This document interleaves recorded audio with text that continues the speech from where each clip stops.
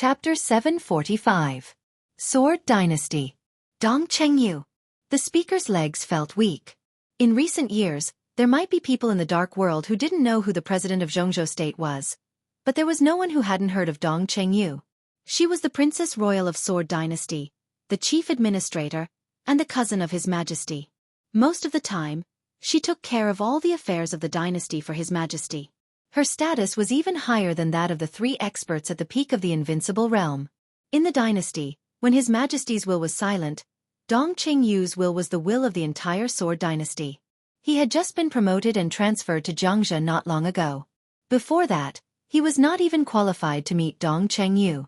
Xianxia was the enemy of the rise of His Majesty's father. When the dynasty was so powerful, the fact that the speaker could come to Wuxia had already explained a lot of problems. Although the Jianghu State Parliament was his organization officially, putting aside those superficial things, from the standpoint of the group, Dong Chengyu could be said to be his immediate superior's immediate superior. The speaker didn't expect that his newly elected secretary would have the guts to offend Dong Chengyu. This wasn't loyalty at all. It was stupidity. The chairman's mind was in a mess for a moment. Before he could speak, the secretary mumbled subconsciously, "What the hell is the Sword Dynasty?" Swish! The frozen snow in the air suddenly fell. The speaker felt dizzy. He didn't even feel that he was moving. However, all the people he brought here crossed the mountain road and came to the two old tombstones. A calm and indifferent gaze that looked kind but actually had no warmth fell on him. The perfect face of a man appeared in front of the speaker. The speaker felt dizzy for a moment.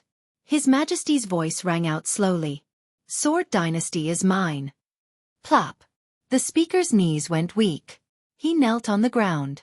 His face was pale and his voice trembled. "Your Majesty." He was the speaker of Xianxia. In the entire Jianghu state, he was a bigwig with a high position and power. He should not be so spineless. However, the person he was facing now really had an irresistible power in today's world situation. Sword Dynasty. The strongest power in the dark world. Or, it was the only power in the dark world. Being the only one meant that everything would be unified. It was a dynasty that really occupied the dark world and affected the world structure. In one day, he traveled thousands of miles, traveled to 6 European countries, and killed 14 experts at the peak of the invincible realm. The heavenly Emperor Huawu, who was a half-step heavenly talent, the holy war angel of the Vatican, the Queen of Shadows of the Throne of Shadows. For many years, the names that had shone in the dark world were dim. The superior of the invincible realm was killed by his sword. They were all ants. But the dark world did not wither. Instead, it became more and more glorious. Countless rays of light had gathered on His Majesty. His martial arts were matchless, and his radiance was boundless. He was not a great man. Tyrant, dictator, arrogant, cold-blooded, ruthless, cruel, crazy, suspicious, temperamental, bloodthirsty. Almost all the negative words could be used on him. Even some of his own people couldn't find any point to refute. Except for Dong Cheng, he didn't trust anyone. In the 11 years since the establishment of the Sword Dynasty, there had been 9 masters of the invincible realm and 3 at the peak of the invincible realm, excluding His Majesty. There were only 6 invincible realm experts left in the Sword Dynasty. 3 of them didn't die in the hands of the enemy, but in the hands of the temperamental His Majesty. He was like a madman completely immersed in hatred, wantonly squandering his sword radiance and power, killing the whole dark world. Every day, countless people cursed him to die a horrible death and be struck by lightning. But no one and no power could stop him from moving forward. He was the founder and dominator of the Sword Dynasty. He was the chosen one of the dark world. He was the saint of the Lin clan. He was the sword god, Li Dongqing. "Who told you to kneel down?" Looking at the speaker kneeling at his feet, Li Dongqing narrowed his eyes slightly. "Your Majesty, it's my fault." The chairman's entire body was covered in cold sweat. He really did not have much confidence. The rise of the Sword Dynasty was bloody and cruel. The number of people who had died at the hands of His Majesty, the sword god, was in the double digits. As a chairman, he really did not think that his identity could protect him. "You are the speaker of Xianxia. Since you can stand here, you are one of my people." Li Dongqing said blandly, "Don't my people have bones? Stand up, I don't need slaves, just a few of them are enough." He stretched out his palm. Azura bent down at the right time and let Li Dongqing's palm fall on his head. His face was full of fanaticism, and his eyes were filled with glory from the bottom of his heart. The speaker stood up tremblingly, his body shaking slightly. "Stand up," Li Dongqing said blandly. "You are a member of the dynasty. You don't need to be afraid of anything. Remember, when you contribute to the dynasty, the Sword Dynasty will also support you." "Yes." The speaker finally straightened his body and focused his eyes on the legendary majesty in front of him. Li Dongqing was silent for a while, then slowly turned around. He glanced at the tombstone in front of him and knelt down. Azura, Dongqing, the speaker, and the high-level officials of the Jianghu provincial government all knelt down with him. It was snowing heavily. Li Dongqing kowtowed 3 times seriously, then stood up and said, "Let's go." The speaker straightened his body and blinked. A dense mist rose up. The 3 giants of the Sword Dynasty had disappeared. The world was empty. Only the falling snow. The frozen snow above the West Lake slowly fell. The sudden chill had already dissipated. In the hazy fog, Li Dongqing slowly walked out of the fog and sat in a black Rolls-Royce. He and Dongqing sat in the back. Azura sat in the front passenger seat. "Airport," Li Dongqing said. He leaned back on the seat and turned his head to look at the snow outside the window. He didn't say anything else. The Rolls-Royce slowly moved forward, not too fast nor too slow. Dongqing opened a PDA and entered the Sword Dynasty's virtual conference room. She began to deal with the daily affairs of the dynasty. She saw a message and a few communication requests. She slightly raised her eyebrows and made a sound of surprise. "Dongqing." She chuckled. "Princess Alice of Navia has followed you here. She tried to contact you 12 minutes ago, but the communication was rejected by the system. She then sent 3 emails. 2 of them were apologies, and 1 of them was hoping to meet you. Tell her to scram." Li Dongqing looked at the snow outside the window and said indifferently. Dongqing's smile slightly stiffened and she asked doubtfully, "Why? I remember that you seemed to like her a lot. A while ago, you often stayed over at her place." "That was a while ago." Li Dongqing shook his head. "I'm tired of it now." "Tired?" Dongqing muttered to herself, her expression complicated. This answer sounded extremely cruel, but Dongqing was already used to it. She didn't know when it started, but Li Dongqing had always been surrounded by all sorts of women. As the Sword Dynasty continued to expand, the blood and corpses brought fear to the people, but at the same time, it also allowed countless people to see the huge benefits. International supermodels, famous celebrities, rich heiresses, princesses of the royal family. Countless people tried their best to send the women they had painstakingly chosen to the Sword Dynasty to present to His Majesty, the Sword God. Li Dongqing had never once objected to this. As long as he was pleasing to the eye, he would not reject them. One after another, beautiful women of noble status entered his bed, and then left. Not a single one of them had stayed by Li Dongqing's side for more than a week. He was tired of playing. This was Li Dongqing's only reason. It wasn't an excuse, he was really tired of it. The Sword Dynasty headquarters had beautiful women from all over the world become maids, chefs, gardeners, administrative staff. Li Dongqing didn't care about them. They had all had intimate relationships with Li Dongqing, but it seemed that not long after, Li Dongqing didn't even remember their names. It was a kind of disregard that came from his bones. He didn't care about any women, and he didn't care about anything. That year, Li Dongqing was 36 years old. He didn't get married, he didn't have children, he didn't have a girlfriend.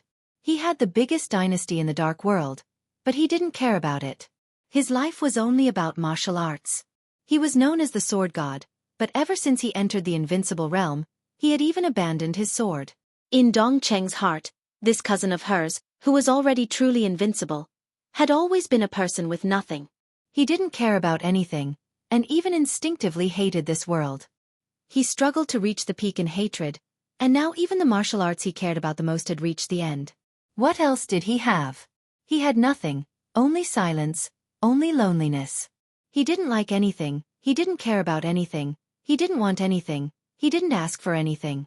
This was the most boring person, and also the scariest. His life seemed to be just a simple one, and he had turned his life into the most meaningless state. Dongqing. Dongqing softly called out. Yes. Have you been happy? Dongcheng's voice was faint, like a sigh. Li Dongqing was silent for a while, then the corner of his mouth slightly raised. That's not important. Then what's important? Dongcheng subconsciously raised her voice. Li Dongqing's gaze moved from the snowflakes outside the window to her. Dongcheng quietly stared at him, her face red. Cousin is angry. Li Dongqing's voice was very gentle. I know what you are thinking. I know what you're thinking, but that's exactly what I can't figure out. Those women, that Princess Alice, are annoying. I liked them before, but I don't like them anymore. I just want them to stay away from me. What's wrong with that? I don't owe them anything. She is the princess of the Navia royal family. After the fall of Rothschild, almost half of the assets will be transferred to the Navia royal family. This is a transaction. I hate it when they think about these things so complicatedly. What makes them think that by sleeping with me, they will become the mistress of Sword Dynasty? Are they worthy? I only need a woman in my life occasionally. Not a companion. Sword Dynasty also doesn't need a mistress. If there really is a mistress, it would only be you, cousin. They aren't worthy. Dongcheng's face turned red for a moment. She knew that Li Dongqing didn't mean it that way, but she couldn't help but think too much. She squeezed the computer in her hands, her eyes dazed, and shook her head. The Navia royal family has a lot of influence in Europe. If you reject Alice, it might cause some negative effects. I don't care about that. Li Dongqing leaned back and said indifferently, everyone has their own thoughts. As long as they don't put it into action, then it will always be a secret. They can be dissatisfied, but they better not make me dissatisfied. If anyone dares to jump out, just kill them. Contact Xianxia, and let him go to Navia and ask their king. Do they want to live to take over Rothschild's assets, or do they want to all die? I am willing to fulfill their wishes. Dongcheng smiled bitterly. Before she could open her mouth, a call that bypassed Sword Dynasty's system suddenly lit up on the computer. It's Xianxia. Dongcheng picked it up. Princess Royal Highness. The computer did not light up, but an uneasy voice came from the other side of the computer. Xianxia, what's the situation with Rothschild? Dongcheng hid all her emotions, and asked calmly. Dynasty has already taken over Rothschild's headquarters. Most of the core members of the Rothschild family have been killed, but Xianxia's voice became more and more uneasy. Dongcheng could even imagine him wiping his cold sweat. Speak. Li Dongqing suddenly opened his mouth, and his tone was simple. Your Majesty. Xianxia was slightly shocked and his voice trembled. He hesitated and said dryly, Your Majesty, I'm useless. I let Paul escape. Dongcheng was a little surprised. Paul was the current patriarch of Rothschild, and was also an expert at the peak of the invincible realm. However, he had been seriously injured for many years, and it was impossible for him to be Xianxia's opponent. Under such circumstances, he actually escaped. This was simply unbelievable. Li Dongqing was silent for a few seconds, and said indifferently, Trash. Yes, Your Majesty. Please listen to my explanation, I don't need to explain. Li Dongqing said indifferently, I want to go to Beihai to bring back my mother's remains. Xianxia, you have 3 days. After 3 days, either Paul dies, or you die. Do you understand? Xianxia took a deep breath, and said in a deep voice, I understand. Li Dongqing made a sound of agreement. The call ended. The carriage fell into silence once again.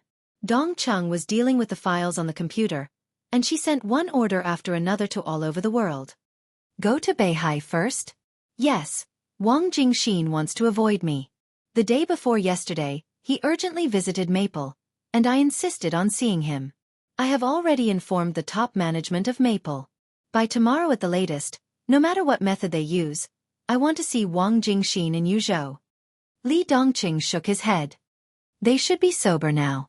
For my enemies, they are only temporarily safe in Zhongzhou State. I am in Zhongzhou State, and the 160 dynasties are distributed all over the world. Where else can they hide? Dongcheng was silent for a moment, and she was in a trance. At this moment, she suddenly thought of the legendary hostess of the Wang family of Beihai. Had she foreseen that this day would come? Maybe not. But from the year when Dongchang became the holy disciple of the Lin clan, she should have known that this matter was destined to not end peacefully. Her talent was not excellent. After her husband died, she turned herself into a monster. A large number of mechanical metals were implanted into her flesh and blood.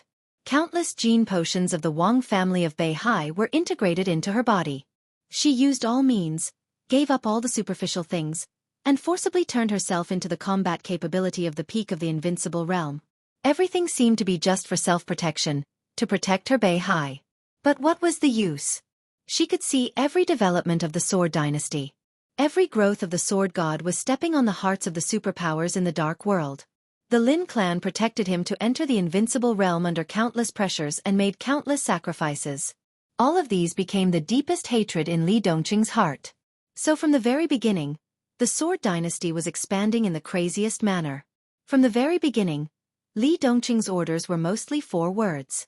Kill them all. The royal families of 2 countries. 2 retired presidents. Purgatory of Heaven Capital. Shadow Throne. Kunlun City. Heroes Club. Polar Ground Alliance. Men in Black. Countless strong enemies. His orders were always only 4 words. Kill them all. Their masters, their families, their friends' families, their friends' friends, anyone who had a little relationship with them. He killed them all. Under the will of the Sword God, the whole dynasty was like a hysterical beast venting its hatred, roaring and tearing up all the enemies. If this was a road of revenge, the Wang family of Beihai was undoubtedly the end. Another end. What else could he do besides killing the Wang family of Beihai? It's so pitiful, Dong Chengyu muttered to herself. They don't deserve pity. Li Dongqing said lightly, just like when our family was destroyed, when Grandpa was blown to death, when Grandma went crazy, when Aunt knelt down in prison because of brother, just like when you picked up trash to feed the 2 of us, sister. His calm eyes seemed to hide endless darkness and ice. Who pitied us? Yes, Dong Chengyu said softly, the Lin clan. Li Dongqing was silent for a long time. I'm sorry to master, but the Sword Dynasty didn't let the Lin clan down. The Lin clan had indeed sacrificed too much for him.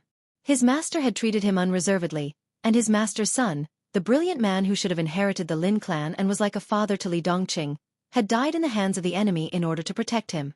For so many years, before the establishment of the Sword Dynasty, the Lin clan had been struggling almost every day. He was sorry to the man who had gradually become old. He could only try his best to compensate the Lin clan with the Sword Dynasty. They all deserved to die. Li Dongqing looked in the direction of Beihai. His voice was very soft, but it had the determination to tear the world apart.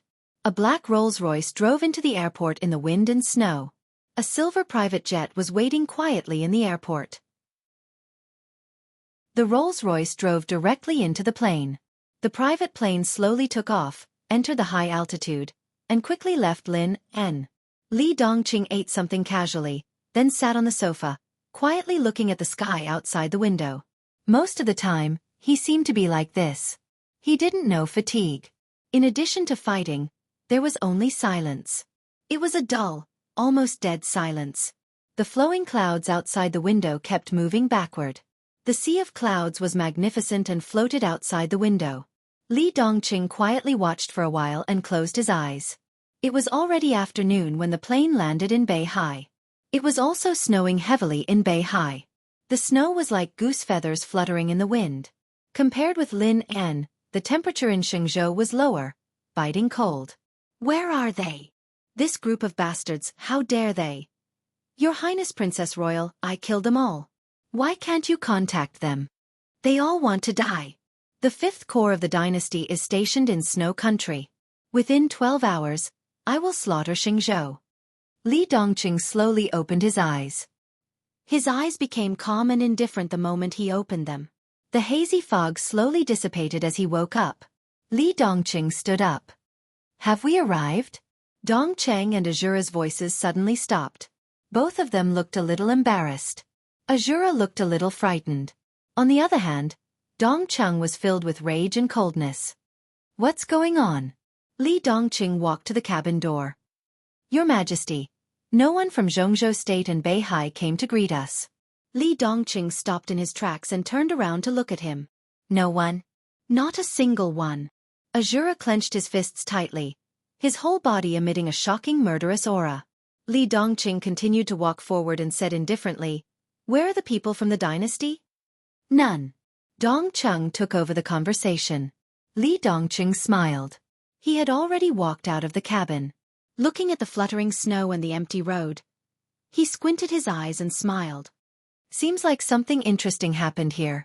Dong Cheng and Azura did not speak anymore. A grand welcoming ceremony was just something on the surface. But this was the scene of the Sword Dynasty. Other than Jianghu State, which country in the world dared to not give this face? Most importantly, before they left, Dong Cheng had already gotten in touch with the North Sea. Beihai confirmed again and again. Not only Beihai speaker, but the 9 council members of Jianghu State, other than Wang Jingxin, from the Prime Minister to the last one, all came to greet His Majesty the Sword God. Everyone was waiting for His Majesty the God of Swords in the wind and snow, including the Mistress of the North Sea. Dong Cheng did not feel that such etiquette was too much.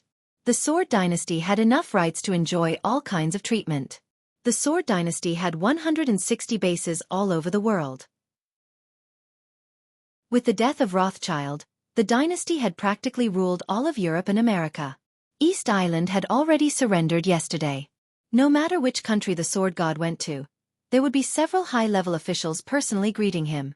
Dong Cheng had never thought that His Majesty would receive such treatment when he came to Jianghu State. No one. Even the people from the dynasty stationed in Xianxia did not come. Most importantly, all of them could not be contacted at this time. Where did the Wang family of Beihai get the guts to do this? Is Wangzhou crazy? Dong Cheng found it hard to believe. I heard that the widow in Beihai underwent a crucial transformation. Maybe this gave them confidence? Li Dongqing sat in the car. The car drove out of the airport, but did not enter the underground of Xianxia. Instead, it drove onto the surface. The entire Xianxia was covered in snow, but other than that, there was nothing unusual. Li Dongqing squinted his eyes. Azura calmed down. Your Majesty, they are looking for death. Dong Cheng did not speak. His Majesty of the Sword Dynasty came to Beihai this time to bring back his mother's remains. The dynasty had a clear requirement. Within 7 days, the whole Xianxia city must be in mourning clothes. From the widow to the ordinary soldiers, everyone on Mount Dibing must wear mourning clothes. Beihai had started preparing since yesterday. But obviously, all the preparations were gone today. So our base in Beihai should have been destroyed. Otherwise they would have come. Dong Cheng said slowly, "Is the Wang family of Beihai ready to fight against the dynasty?" "They don't deserve it." Li Dongqing shook his head. "Let's go and have a look." In the dense fog, the 3 suddenly disappeared in the car. Before the black Rolls-Royce left the city, Li Dongqing slowly walked out of the hazy fog. Mount Dibing was covered in snow. The quiet path had been cleaned up. Standing in front of the path, Li Dongqing quietly looked at the sacred mountain that symbolized the supreme power of Beihai. Still no one came to greet him. No one wore mourning clothes. Countless soldiers armed with live ammunition covered almost every corner of the mountain. Everyone was ready for battle. "Ha!" Li Dongqing laughed. His eyes suddenly became extremely cold. "Your Majesty, I'll kill them all." Azura took a step forward with a grim smile. "No need." Li Dongqing said faintly, "They dare to put on such a formation, which means that the widow's transformation is very successful. In this case, I don't mind doing it myself." He didn't need to explain. Since Mount Dibing was ready for war, then the dynasty would give them a war. In the process of expanding the territory of the Sword Dynasty in the Dark World for more than a decade, they had only one purpose, which had never changed. Those who obeyed them would prosper, and those who opposed them would die. Li Dongqing took a step forward. The next moment, his voice directly echoed in every corner of Mount Dibing. The roar was like thunder. "Song Si Haotian, come out to see me. Come to see me. See me. I." The clear and cold voice kept echoing. In an instant, Mount Dibing was completely boiling. Countless snipers who were guarding in every corner of the mountains suddenly grasped the sniper rifles in their hands. They wanted to aim, but the endless voice suddenly echoed. Puff! The bodies of countless snipers hiding in the mountains suddenly exploded into pieces of flesh and blood all over the sky. Mount Dibbing was in chaos. A cold voice rang from the distant top of the mountain. Who? In the face of such a question, Li Dongqing's eyes became more and more cruel. You! He raised his palm. The wind and snow in the distance trembled slightly. A fallen leaf covered by the wind and snow fell into his hand. Damn you all! At this moment, there was no sword in his hand. It seemed that from the moment he entered the invincible realm, he, who was known as the sword god, no longer used a sword. The leaf that fell into his hand was thrown out by him. The world was silent. The world was originally silent.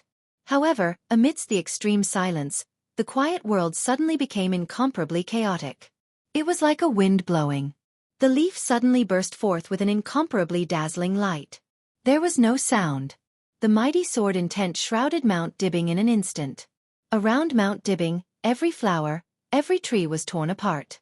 In the extreme silence, the fallen leaf spun crazily in the air and kept moving forward, getting bigger and bigger, almost covering the entire sky. One leaf covered the sky. Mount Dibbing. Stage of formidable person. Summer Solstice, who had completely recovered to her heyday, suddenly turned back and stared at the foot of the mountain. In the unseen world, there seemed to be a sharp light that could tear the sky and the earth suddenly rushing over. The wildly spinning leaf kept flying. All the leaves on the whole mountain seemed to fly up under this sword, covering the wind and snow and the sky. The whole Mount Dibbing was torn under this sword. There were only leaves in front of her. But in her perception, there was sword light between heaven and earth. Endless sword light surged from the foot of the mountain. The internal guards stationed at the foot of the mountain were all killed in an instant. The elites hidden in the mountain were smashed by the sword chi. Thunder-shocking realm, fire-flaming realm, ice-condensing realm. Countless people and countless elites turned into flesh and blood all over the sky without any room for resistance. Mount Dibbing trembled wildly. The sword energy had gone deep into the ground. Wherever the sword light passed, the road along the way had been completely cut in half. Several deep underground laboratories kept exploding under the pressure of the sword energy. The overwhelming leaves rushed to the top of the mountain. Every leaf was glowing. The gloomy sky was completely illuminated, as if it were daytime. The grand hall that had been built at the top of Mount Dibbing instantly turned into powder. Whether it was the strongest alloy or the trees, they were all torn like a piece of thin paper under the sword light. Mount Dibbing was completely torn apart. From the bottom to the top it was torn into two peaks. The leaves that covered the sky were still surging and directly appeared in front of summer solstice. Buzz! The silver moon sword on the stone of formidable person seemed to feel its own threat. The body of the sword suddenly vibrated, driving the boulder below to suddenly rotate. The surging sword intent directly swept into the leaves. Compared with the leaves that covered the sky, the sword light of the silver moon was like a small river in front of the sea. There was no comparison. But as the sword light blended into the leaves, the entire mighty sword energy suddenly became extremely scattered. The sword intent that was condensed to the extreme suddenly seemed to have two wills. The mighty sword energy was madly weakened. One part was still rushing to summer solstice, while the other part crossed the sky and went straight into the deep sea. Boom! Nearly half of the power of the sword was directly diverted, and the sea surged crazily. Suddenly, a tsunami that was hundreds of meters tall appeared on the surface of the sea thousands of meters away. A small warship suddenly exploded under the sword will. In the fire that soared into the sky, the extremely sharp sword will lit up in the fallen leaves for a moment. It was like the light of the 6 paths of reincarnation, but it was instantly extinguished. Summer Solstice's body was thrown up by the surging sword light. Countless leaves penetrated her body. She was covered in blood and hit hard on the stone of formidable person. Her whole face was pale, and there was only fear in her eyes. She could not imagine the power of this sword. Even if it was only half of the sword's power, she was still seriously injured in an instant. Someone at the foot of the mountain seemed to make a sound. Li Dongqing took another step forward. His step directly crossed countless dead bodies. 1 step ago, he was still at the foot of the mountain. The next second, he had appeared directly on the stage of formidable person. Summer Solstice fell in front of the stone. She was covered in blood and her face was full of disbelief. She stared at the young man in front of her and said in a trembling voice, "Who are you?" Li Dongqing glanced at her. He only felt that she was a little familiar, but he could not remember where he had seen her.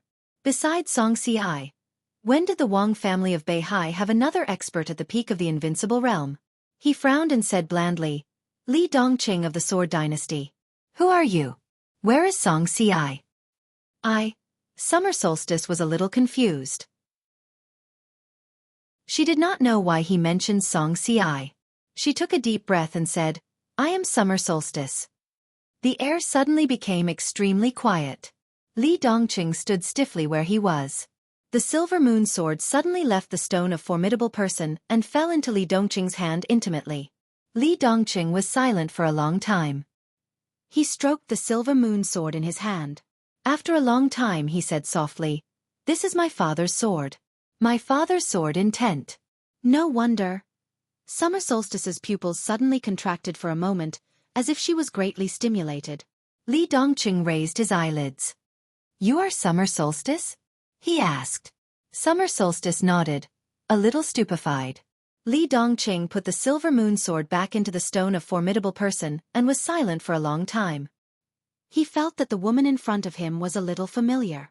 He felt that the name Summer Solstice was a little familiar. It was not until now that he remembered where he had heard the name. He raised his head and looked at the flying snow in the air. His eyes became a little confused. So, he stood on the stage of formidable person and asked, Where am I now? Chapter 746. Crack. With a clear cracking sound, the delicate teacup was broken into countless pieces in his hand. The sharp porcelain pierced into the flesh, and the warm tea mixed with some blood flowed down and dripped on the ground, making a subtle and dull sound. Li Guangtu quietly lowered his head and stared at the tea and blood in his hand, frowning. What's wrong? In a panicked voice, Phoenix, whose body had become very cumbersome, walked over cautiously and asked in a concerned voice. The news that she was pregnant was no longer a secret. It was 10 months old, and she was about to give birth. After Li Honghe died, she left Lin An and officially lived with deity. Li Guangtu quietly stared at his palm and was silent for a long time. Phoenix looked at him nervously and subconsciously touched her belly with both hands. The child's gender had been checked. It was a boy. Li Guangtu seemed to have been in a happy mood because of the news. But at this moment, Phoenix clearly saw an emotion on his face that she had never seen before. She couldn't tell what that emotion was. It was as if countless negative emotions were mixed together. It was faint, but it was clearly there. Hesitation, confusion, anger, incomprehension, and a little panic and inexplicable. I don't know. Deity shook his hand. It's just, I suddenly feel very bad. It was as if he was about to lose the most important thing in his life. He did not know what he was going to lose, but the feeling of losing something was so strong that he could clearly hear his heart beating faster and faster. The injuries that he had initially suppressed were showing signs of relapse again. Weakness and exhaustion gradually spread from his body to his brain. He took a deep breath and rubbed his forehead, feeling a little headache. Let's stay here today. Don't leave. Li Guangtu said slowly. The premonition in his heart had become more and more intense, and it was still growing stronger. The feeling of losing something was clearly assaulting him. Li Guangtu didn't know why it was like this, but it was clear that the phoenix and the child in her belly were the most important things in his heart. Staying here would at least minimize the risk. Li Guangtu took a deep breath and suppressed the increasingly obvious feeling of irritation in his heart. He walked to the window and looked at the sunset outside. Their current location was Ross City in Tiannan. Ross City was located in the central area of Tiannan. To the north was Shenyuan City, and to the south was a city that had just been renamed, Burning City. Sandwiched between Shenyuan City and Burning City, this was the neutral city with the most complicated situation in the entire heavenly south. Li Guangtu had been in Luo City for nearly half a year. This was originally the headquarters of the Purgatory of Heaven capital in Tiannan. But over the past 6 months, all the superpowers had been infiltrating Luo City, and the most brazen ones were Jianghu State and East Island. The situation of the Purgatory of Heaven capital had become more and more delicate. Li Guangtu had not recovered from his serious injury. Daybreak had not recovered to its peak state since it was attacked half a year ago. The top officials of the Purgatory of Heaven capital had collectively moved from Heaven capital to Tiannan. Standing in this position, it didn't return to East Island, but it also didn't turn to Jianghu State. Without the support from the national level, and the highest combat capability was seriously injured, the influence of the Purgatory of Heaven capital was greatly weakened. Ross City was originally the territory of the Purgatory of Heaven capital. When the Purgatory of Heaven capital was first established, Deity in his peak state once fought with Wang Tianzong here, which completely established the influence of the Purgatory of Heaven capital in Tiannan. Now Ross City was constantly being infiltrated by other forces. In the base camp of Heaven capital and even in the entire East Island, Wuji Palace and Jifeng Sword Raining School were also devouring the interests of the Purgatory of Heaven capital. East Island completely turned a blind eye to this, but everyone could clearly feel that East Island's patience was gradually fading. Li Kuangtu didn't express his position, and East Island was getting more and more vigilant towards the entire Purgatory of Heaven capital. Some of the old people of the Purgatory of Heaven capital had already joined Shenyuan City. Li Kuangtu often looked in the direction of Shenyuan City and remained motionless. The Purgatory of Heaven capital had appeared in the Dark World for only 4 years, but with his serious injury in Eastern Europe, the entire Purgatory of Heaven capital had given people the impression that it was past its prime. But Shenyuan City 100 miles away was like the rising sun. In the past 6 months, although Li Tianlan was still in the desert prison, the situation in Shenyuan City had gradually become stable. The system of Shenyuan City was not modeled after that of Jianghu State, and there was no Shenyuan City Parliament. After Mayor Ning Chenqing's position was gradually stabilized, he appointed the chief judge and chief administrative officer of Shenyuan City. Almost every day, Shenyuan City was getting closer and closer to the peak. Li Kuangtu didn't express any opinion on this and kept silent. The sun outside the window gradually sank. Li Kuangtu was silent for a long time, and his frown became tighter and tighter. The intuition that he was about to lose something had almost become a substance. He couldn't do anything about it, and he didn't even have a clue. "Your Highness, have some tea." Phoenix made a cup of tea and handed it to Li Kuangtu. "You don't have to do these things." Li Kuangtu took the teacup and said, "Pay attention to rest." "It's okay." Phoenix smiled sweetly. "The doctor also said that proper exercise is good for me and the baby." Li Kuangtu smiled and reached out to touch Phoenix's face. The palm that was cut by the ceramic was stained with blood, and it fell on Phoenix's face. Li Kuangtu's smile completely froze. He lowered his head and looked at his palm that was still bleeding. The blood beads flowed very slowly. The dark red color emerged from the wound silently, became full, and then slowly fell. Li Kuangtu's pupils contracted little by little, and the depths of his eyes gradually became crazy. Phoenix finally found that something was wrong. She stared at Li Kuangtu's palm, and her face changed slightly. "Why didn't it heal?" Li Kuangtu didn't speak, and he seemed to be in a trance. At this moment, he finally realized what he was going to lose. More than 20 years ago, the case of treason was settled. Great Master Wu Wei took away the dragon vein of Jianghu State to rebuild his life when he was about to die. From then on, he could be regarded as carrying the foundation of the dragon vein of Jianghu State. The endless vitality completely rebuilt his completely broken foundation and restored him to the peak of the invincible realm. But Li Kuangtu never got the core of the dragon vein, the flower he missed. 4 years ago, in the final battle of Heaven Capital, Great Master Wu Wei, who was supposed to be impartial, gave the flower to Li Tianlan. Li Tianlan came back from the dead. That was, from that moment on, the dragon vein reunited in Li Tianlan's body. He carried the dragon vein on his back, and the infinite luck and vitality supported him to travel far away for 3 years, and finally came to this point. The dragon vein became more and more magnificent. The fate of Jianghu State became stronger and stronger. Li Kuangtu was dissatisfied with this, but he did not panic. Because during this time, even though Li Tianlan carried the dragon vein, Li Kuangtu was still nourished by part of the vitality of the dragon vein. The dragon moved its head but not its tail.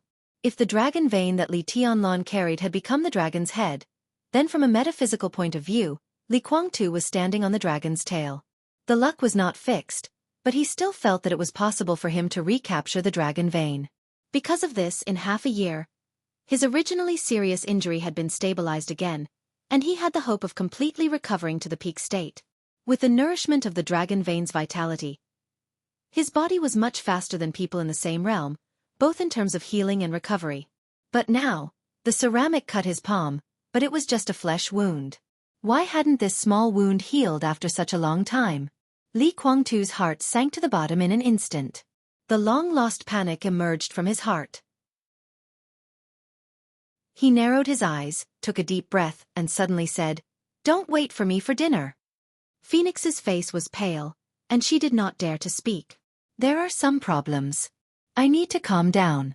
I'm going to meditate," Li Guangtu said slowly. He turned directly and walked into his meditation room. The whole world quieted down when he closed his eyes. The irritation in his heart disappeared little by little. Countless noises seemed to leave him, getting farther and farther away. Li Guangtu's body and mind were calm. At this moment, it seemed that all the trivial things had left him. Suddenly, Li Guangtu, who had been immersed in meditation, opened his eyes, and his face changed dramatically. A hazy fog appeared silently in the meditation room. The fog was getting thicker, and the increasing fog almost covered everything in the meditation room. Li Guangtu's body suddenly trembled. At this moment, he clearly felt that the injuries in his body were healing crazily, and some internal injuries were also getting better. But the vitality that originally belonged to the dragon vein in his body was constantly being drawn out of his body, and more. Countless vitality was flowing in his body, healing his injuries, and then gushing out of his body. The white fog in the meditation room gradually thickened and faded. All the fog disappeared. But it did not return to Li Guangtu's body. Li Guangtu suddenly stood up, and his face was a little twisted. How is this possible? He kept taking deep breaths and gritting his teeth. Who stole my dragon vein? The dragon's head and tail could not be seen. If Li Tianlan was the dragon's head, then the dragon's tail could not appear on him. If it was not Li Tianlan, who could it be? Li Guangtu's expression gradually calmed down, and finally became expressionless.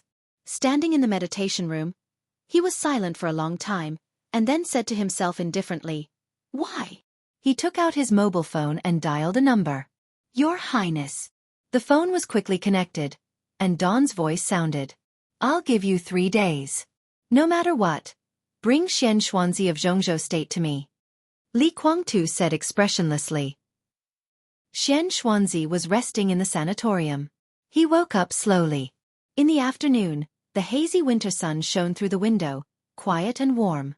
"You're awake," Saint's voice sounded. Xianxia opened his mouth, a little confused. There were still shooting stars in his pupils before he passed out. At this time, looking at the sunshine outside the window, he seemed a little dull. "What happened?" Xianxia was silent for a long time, and then asked slowly. "I should be the one asking you this." Saint's tone was extremely solemn. "What happened last night?" "Last night?" Xianxia asked back. "You've been in a coma for nearly 18 hours. Have you forgotten what happened last night?" Saint asked with a frown. Xianxia was silent for a while, then he smiled bitterly and said softly, "What did you see last night?"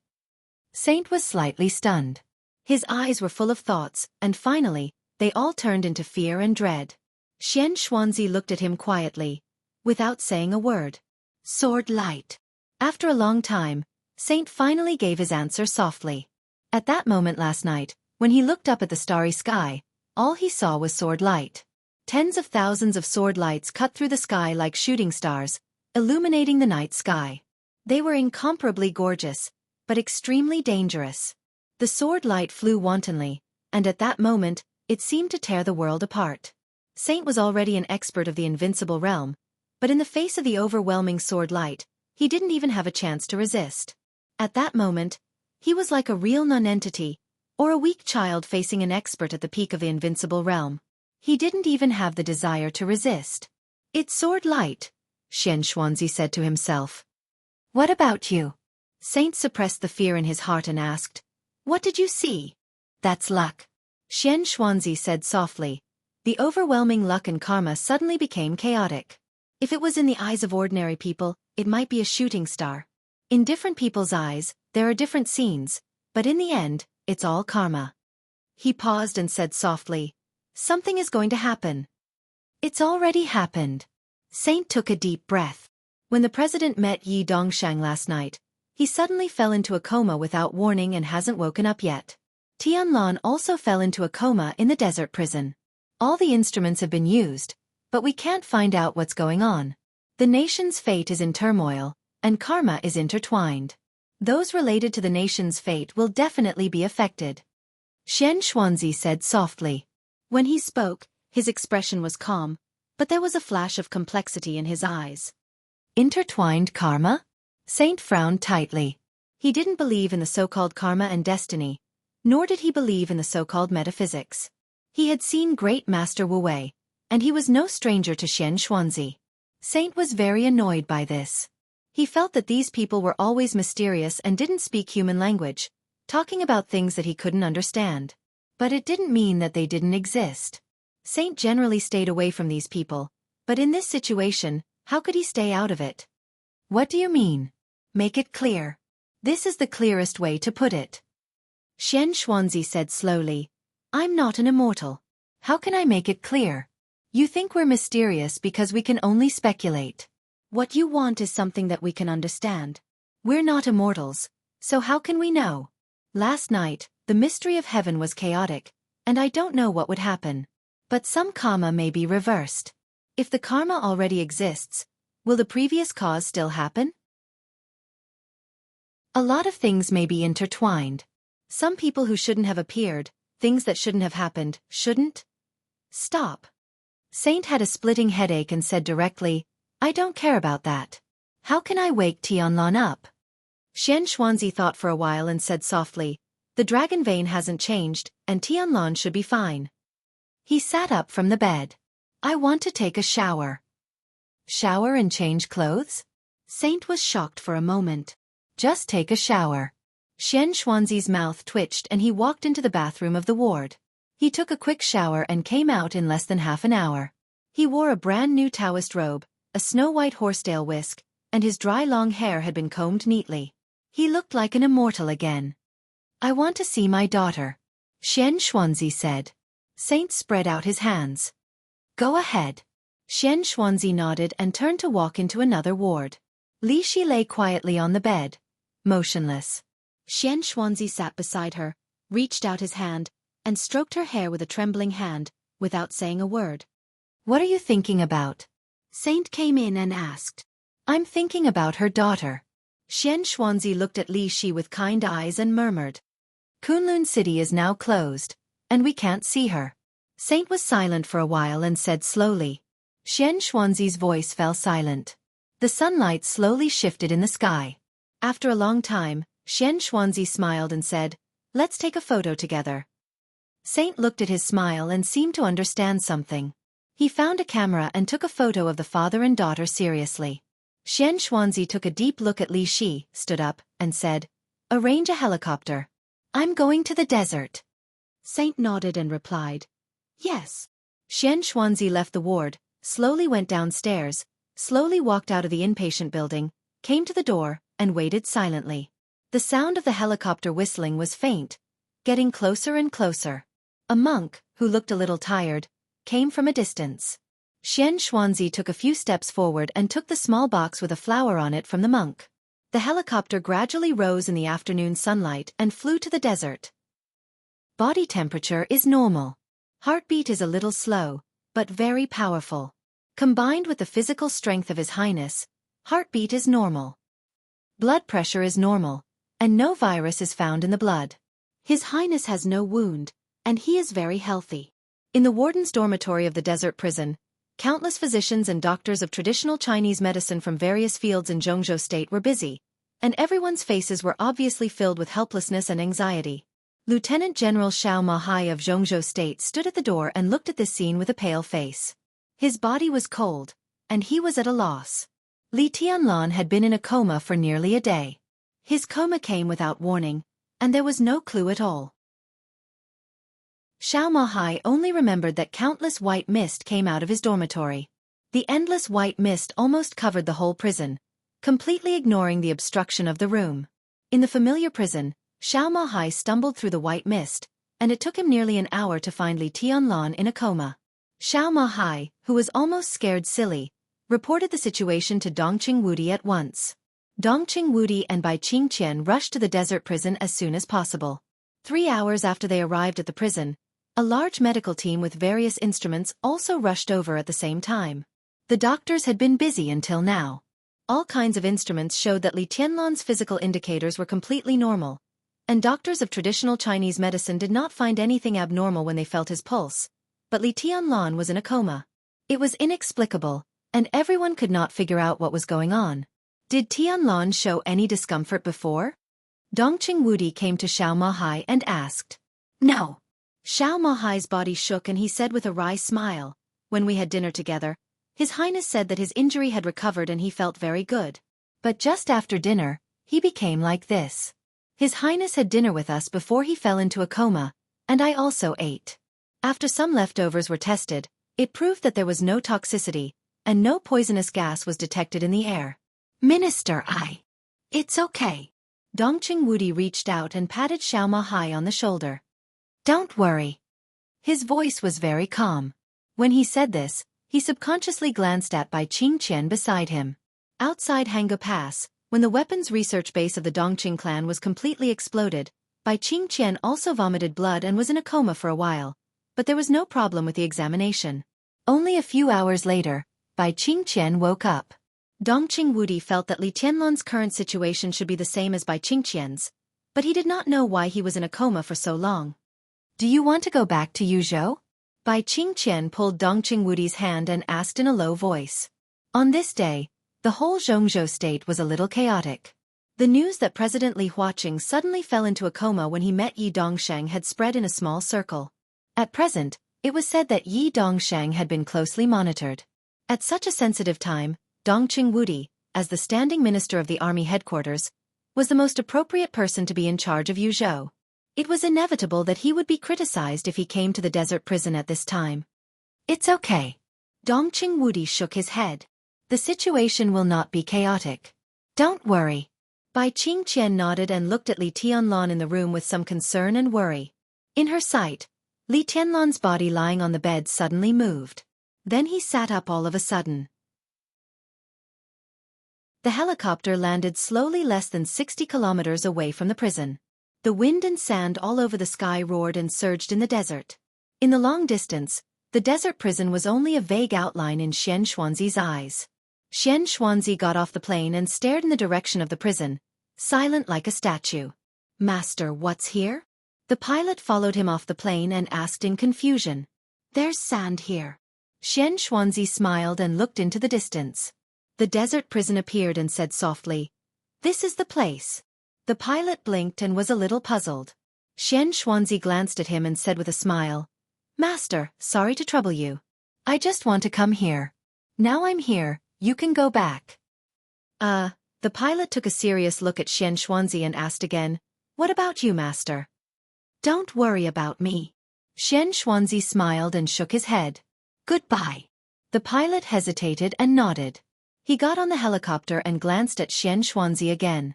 Xianxuanzi smiled and waved his hand. The helicopter slowly rose into the air and gradually went away. Xianxuanzi sat down facing the desert prison. He took out the earthen jar that contained the fate of the world and carefully placed it on the ground. The wind and sand in the desert gradually quieted down. Like a dragon that shows its head but never its tail. In that case, it's better to never see it again. Xianxuanzi whispered to himself. His eyes became dark, and the countless chaotic secrets of heaven and karma last night seemed to appear in his eyes again. Thousands of karma and countless luck rose and fell, intertwined, collided, and were in chaos. From the moment he opened his eyes, he already knew what he was going to do. Xianxuanzi looked at the flower in front of him and suddenly laughed. He took out a small knife, reached out and cut his finger, sprinkled the blood on the flower and whispered, Flowers bloom. Countless wind and sand spread out in all directions with Xianxuanzi as the center. The fate of the world, which looked extremely weak and delicate and could not withstand the dryness of the desert and the sun, kept trembling. It grew bigger and bloomed at a speed visible to the naked eye. Xianxuanzi watched this scene quietly. His white hair was burning crazily, becoming shorter and shorter. The air gradually twisted. There seemed to be an invisible flame burning. There was no fire, but it was extremely hot. Xianxuanzi looked at the flowers in front of him and laughed. Oh, Wu Wei. It was not until this moment that he vaguely understood that there might be destiny in this time, but neither heaven nor fate could be defied. He and Wu Wei had disturbed too many destinies, plus some other reasons, which led to the disorder of karma last night. He wanted peace. There was destiny in this world. But there was no need for the so-called guru. The fate of the world kept blooming in front of him. A patch of green appeared in the desert, and a large number of flowers kept blooming.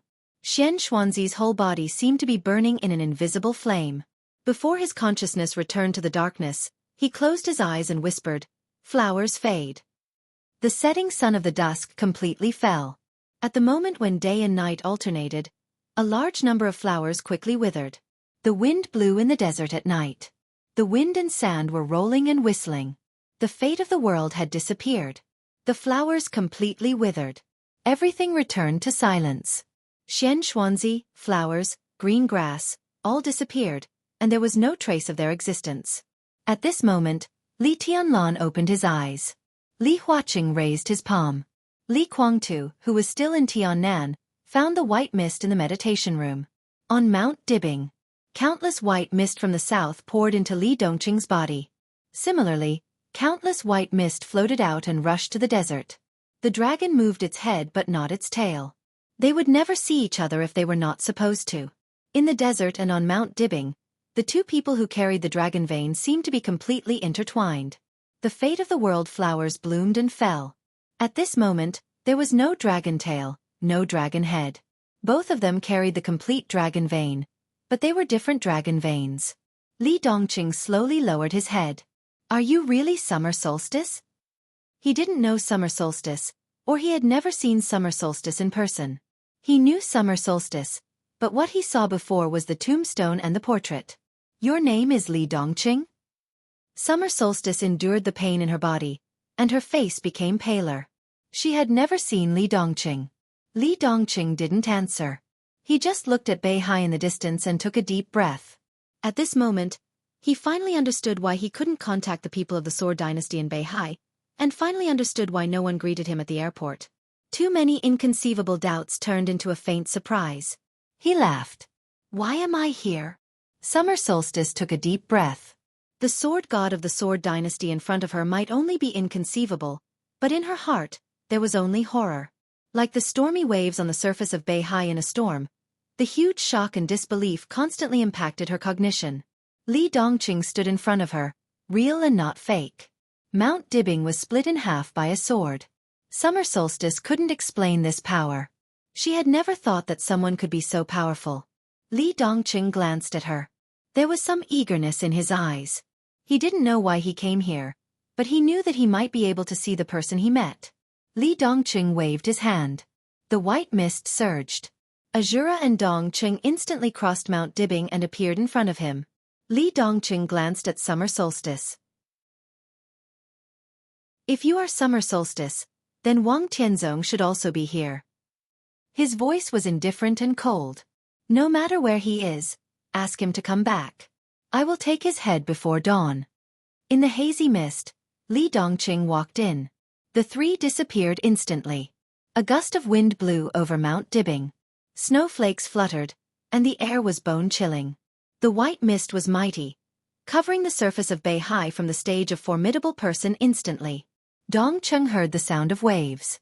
The sound of water went away, getting farther and farther. Her feet stepped on the ground, and she looked at the picture in front of her. "Where is this?" "Liaodong Provincial Government," Li Dongqing said. The figure hidden in the white mist directly walked in, and the next second, he had already appeared in the speaker's office. He reached out his hand. Before he knocked on the door was opened. The speaker, who was in a hurry to go out, walked out of the office.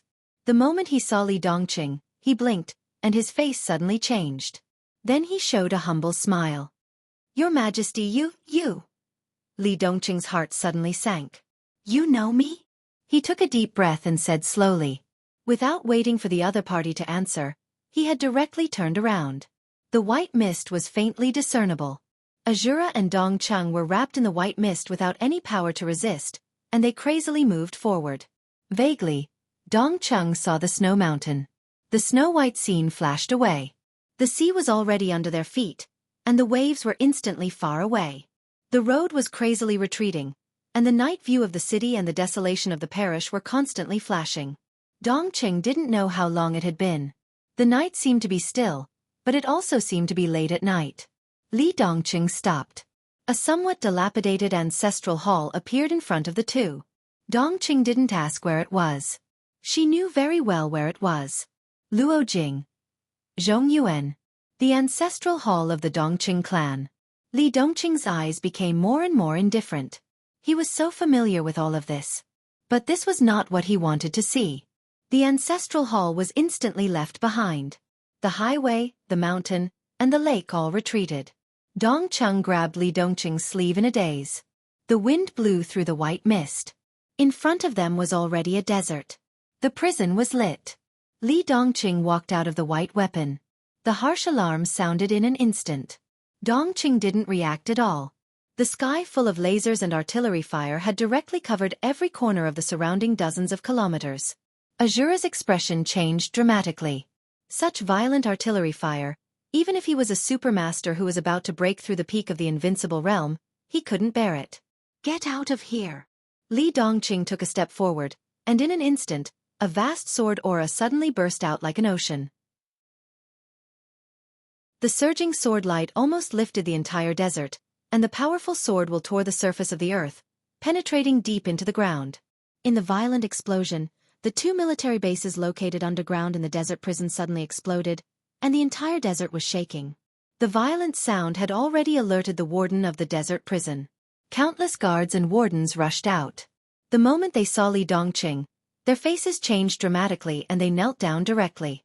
Li Dongqing's expression was expressionless. He looked at the crowd kneeling in front of him and asked, "Do you know me too?" "Your Majesty, this I don't know." The warden was trembling all over and was already incoherent. "Why do you want to know me? Why do you know me?" Li Dongqing suddenly raised his eyebrows. The sword Qi, which was as powerful as a mountain and as mighty as a tsunami, suddenly rushed out in his extreme rage. The warden, the guards, and the entire prison directly turned into pieces the moment they came into contact with the sword energy.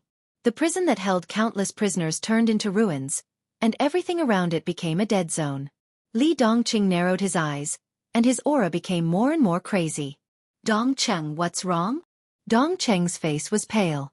She rarely saw Li Dongqing in this state, or even never saw him like this. Li Dongqing was silent for a long time. His voice seemed to be squeezed out from his teeth. "We are back." It was like he didn't know why he went back. He didn't know why they came back. But he still had too many people he hadn't seen. Too many people he wanted to kill were not killed. Li Dongqing closed his eyes and whispered, "I want to see them, even if it's just a glance."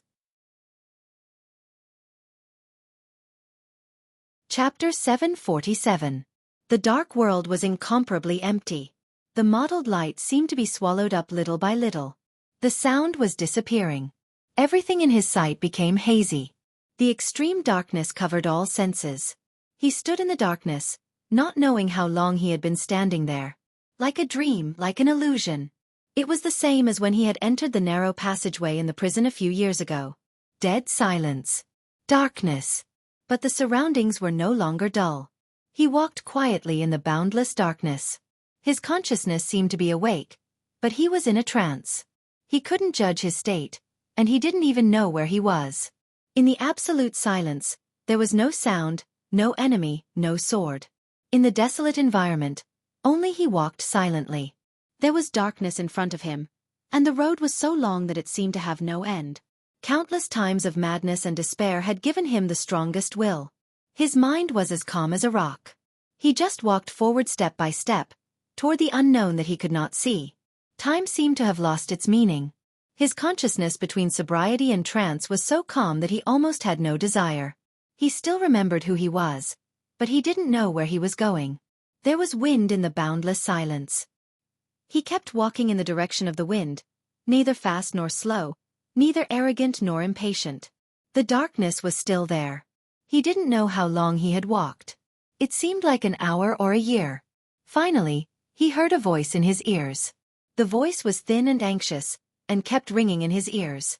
He seemed to hear it clearly, but he couldn't understand the meaning of those voices. It was just like in a dream. Everything that was reasonable and illogical appeared in the dream as if it was a matter of course. He kept moving forward. His palm seemed to touch a door in the darkness. In the darkness, he frowned and pushed the door open. There was a cry of surprise behind him. There was a voice in front of him, and it seemed to be calling his name. Tianlon. Your Highness? What do you think? The voice was close and far, as if echoing in the whole dark world. He frowned and kept moving forward in the direction of the voice. The smooth road seemed to disappear. The ground beneath his feet became soft, as if he was stepping on thick yellow sand. Those voices also disappeared. But for the first time, there was a glimmer of light in the boundless darkness. A faint light with a hint of white appeared in the distant darkness. It was extremely eye-catching. He quickened his pace and walked towards the pale white dot. The white fluttered in front of him, getting closer and closer to him. Rich life force gathered in the white light. More and more white, ethereal and illusory, like the morning fog in winter, hazy and cold. He walked into the white mist. All the mist kept rushing into his body. Tiny sounds rang out incessantly, densely packed together. Like the wind blowing through the yellow sand, like the blooming and withering of flowers. The boundless mist kept surging towards his body. The whiteness increased, and it became brighter and brighter. For the first time, the distant sky lit up with true light. It was like the first ray of light in a world of darkness. Rays of light shone high in the sky, like bright stars tearing through the night sky. The light was moving. The stars continued to advance. Regardless of everything. The light that illuminated the boundless darkness eventually turned into a sword light. Cold, fierce, crazy and decisive. The sword light illuminated the darkness and instantly became the only source of light in the darkness. Li Tianlon looked at the sword light quietly. He finally remembered when he had seen this scene. It was a video he had seen countless times. This was the eternal sword that crossed the sky above Mormons in the chaos of Eastern Europe. This was the most profound picture he had imprinted in his mind. But at this moment, this sword was no longer mighty. Only the incomparably clear artistic conception was constantly moving forward. This was indeed a sword light. But there was only sword intent, without the slightest sword energy. Li Tianlon stood quietly and raised his head. His sword intent was getting faster and faster, getting closer and closer. With the white mist all over the sky, the bright sword light approached his body almost in the blink of an eye. Boom! The frenzied sword intent completely enveloped him. Countless white mists disappeared. Li Tianlon's body suddenly shook violently, and his face turned pale. The sword intent that completely crashed into his arms instantly set off a chaotic storm in his body. At this moment, he could clearly feel that there were a large number of dense scars inside his body. Vaguely, he seemed to be able to feel a weak and almost completely disappeared heartbeat beating with his heart. The feeling was indescribable, as if it was extremely warm. A large expanse of mist appeared around him, constantly healing the injuries in his body. The frenzied sword intent kept whistling in his body. The vitality contained in the dragon vein surged wildly in his body. For the first time, Li Tianlon felt the existence of the dragon vein. The majestic vitality was like an ocean, vast and endless, constantly turbulent. The sharp pain spread in Li Tianlon's body. The sword light that rushed into his body from nothingness became more and more unbridled, crazily destroying his body. The ocean-like dragon vein was completely rioting. A large amount of vitality nourished every muscle and blood vessel in his body. The aggravated injuries were repaired, then aggravated again, and then repaired again. Li Tianlon's consciousness became clearer and clearer. He could feel the massive vitality surging in his body, violent like fire. He could also feel the sword light that came out of nowhere tearing all the organs in his body. It was as cold as ice. His body was hot and cold at the same time.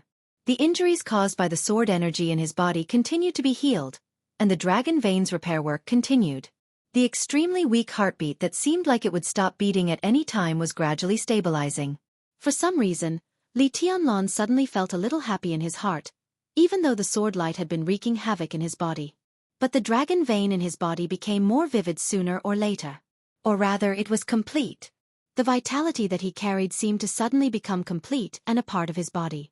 He could even completely use this unimaginably vast vitality. That faint, illusory heartbeat was still beating in sync with his heart. The dragon vein that suddenly became complete was like a vast ocean, becoming more and more vivid, and the sword light that illuminated the darkness was like a bridge.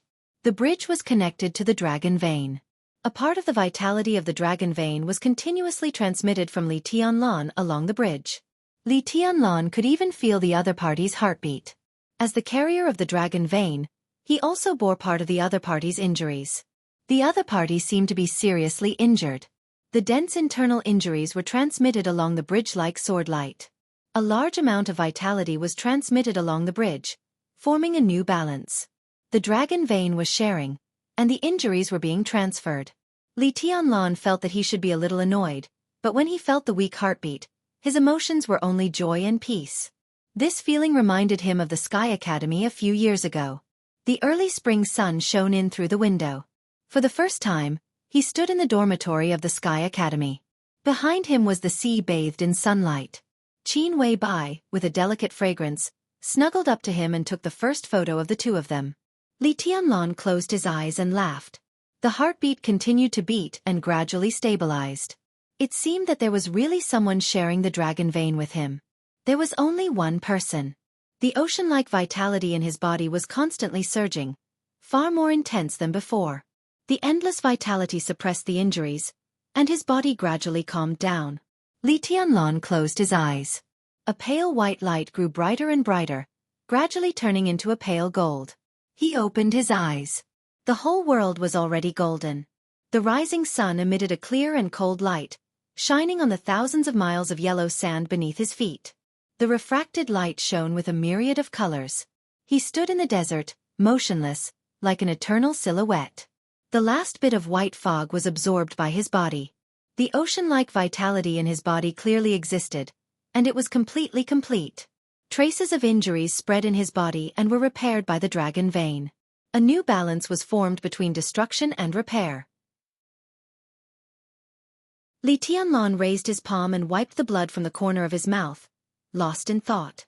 The faint heartbeat was still resonating with his. He could feel the other party's emotions, just like him now, calm and happy. He suddenly missed Qin Wei Bai. He also wanted to know who was sharing the dragon vein with him. Li Tianlan slowly turned around. In his sight, Bai Qingqian was standing not far behind him and looking at him. Seeing him turn around, Bai Qingqian subconsciously took a step forward, her eyes a little uneasy. Behind Bai Qingqian was Xiao Hai.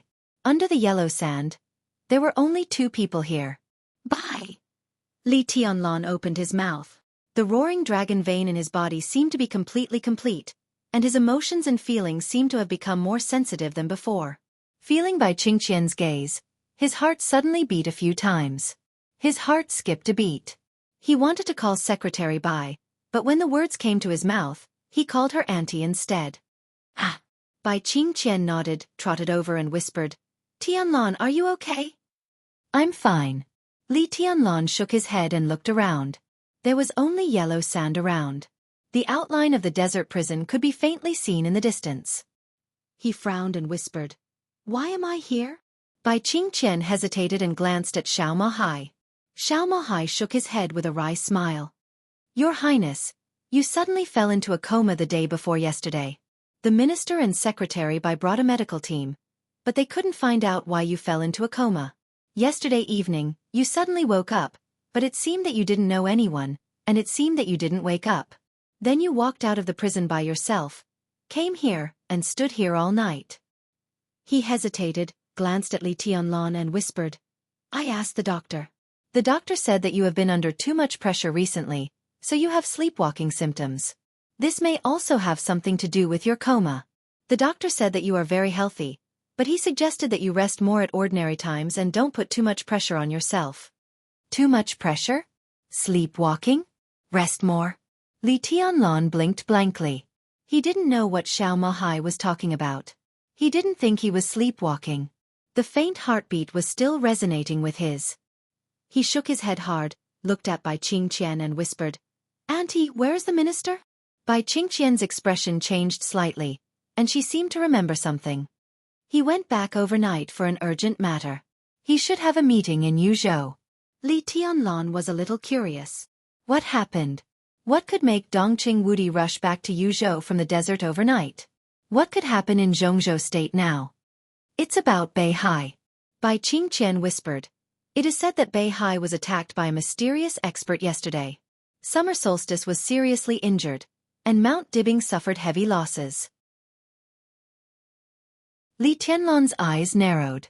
Mysterious expert? Although Mount Dibing now lacked high-end combat power, it was not easy to break through.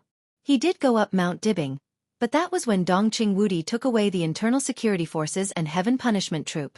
Mount Dibing lacked manpower and a large number of weapons were unmanned, so it seemed easy. In fact, if the internal security forces and Heaven Punishment Troop were both there, even if he had Shen Yuan's sword in his hand, it was destined to be a hard fight to go up the mountain. The internal security forces might not be scary, but the elite level of Heaven Punishment Troop and the countless weapons on Mount Dibing were not to be trifled with. And Summer Solstice was seriously injured? Given her physical condition, how could she be seriously injured? Is there a video? He asked suddenly. I'll inform Wudi to send a copy. Bai Qingqian took out her mobile phone. Li Tianlan nodded, glanced at Xiao Mohai, and said, Computer. I'll arrange a car to take your highness back right away. Li Tianlan looked at the blurred desert prison in the distance and suddenly thought of something. No need. He thought of something and took a step forward. The hazy fog spread out, and the three of them disappeared from where they were. When they reappeared, they were already 100 meters away. Wisps of mist permeated the corridor of the desert prison. Li Tianlan slowly walked out of the fog. Xiao Mohai, who had been in a state of sluggishness, suddenly came to his senses. Looking at the familiar dormitory door, he shook his head in confusion and finally raised his hand to look at his watch. It was at least 50 kilometers away. Nearly half an hour. With two people. Xiao Mohai's head shook. He didn't know how Li Tianlan did it, and what the hell was that fog? Li Tianlan pushed the door open and entered Xiao Mohai's dormitory. The computer in the dormitory was on. A video waiting to be received had been sent over. Li Tianlan walked to the computer and clicked, Accept. The speed of file transmission was extremely fast. In the desert prison where there were no additional entertainment facilities, the internet became the most important entertainment facility in Xiao Mohai's daily life. Therefore, in the dormitory, he completely used the military network, and the computer was also the best configuration. When he moved into the dormitory for the first time, he scanned through Lieutenant General Xiao Mohai's computer nearly 800 adult movies, more than 40 online games, and nearly a terabyte of undownloaded torrents. It could be seen how serious the degradation of soldiers was in such a remote place. The file transmission was extremely fast. Li Tianlan sat in front of the computer, and Xiao Mohai had taken the initiative to pour a cup of tea for Li Tianlan. The extremely beautiful greenery near Mount Dibing in Beihai appeared in the video. Li Tianlan silently clicked on the full-screen mode, thinking about how strong the so-called mysterious expert who attacked Beihai was. It is said that there are 3 attackers, 2 men and 1 woman.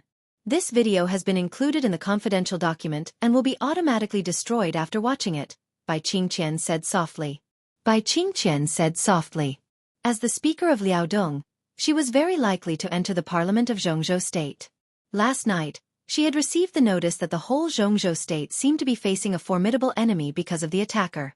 Bai Qingqian was very curious about what kind of attacker could make Jianghu state so nervous.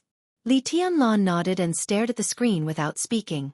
There were tens of thousands of monitors on Mount Dibing, which was enough to monitor every corner of Mount Dibing at any time and anywhere. The automatic weapon system also had the function of search and identification. Even if Mount Dibing was attacked, how heavy the loss would be. The angle of the video surveillance was facing the mountain road. A pure black Rolls-Royce appeared on the screen. Li Tianlan slightly raised his eyebrows.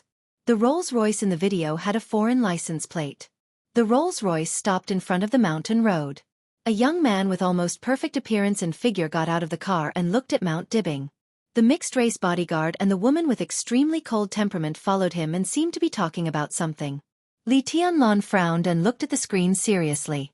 He had never seen the mixed-race bodyguard in the video, but he always felt that the leading young man was inexplicably familiar.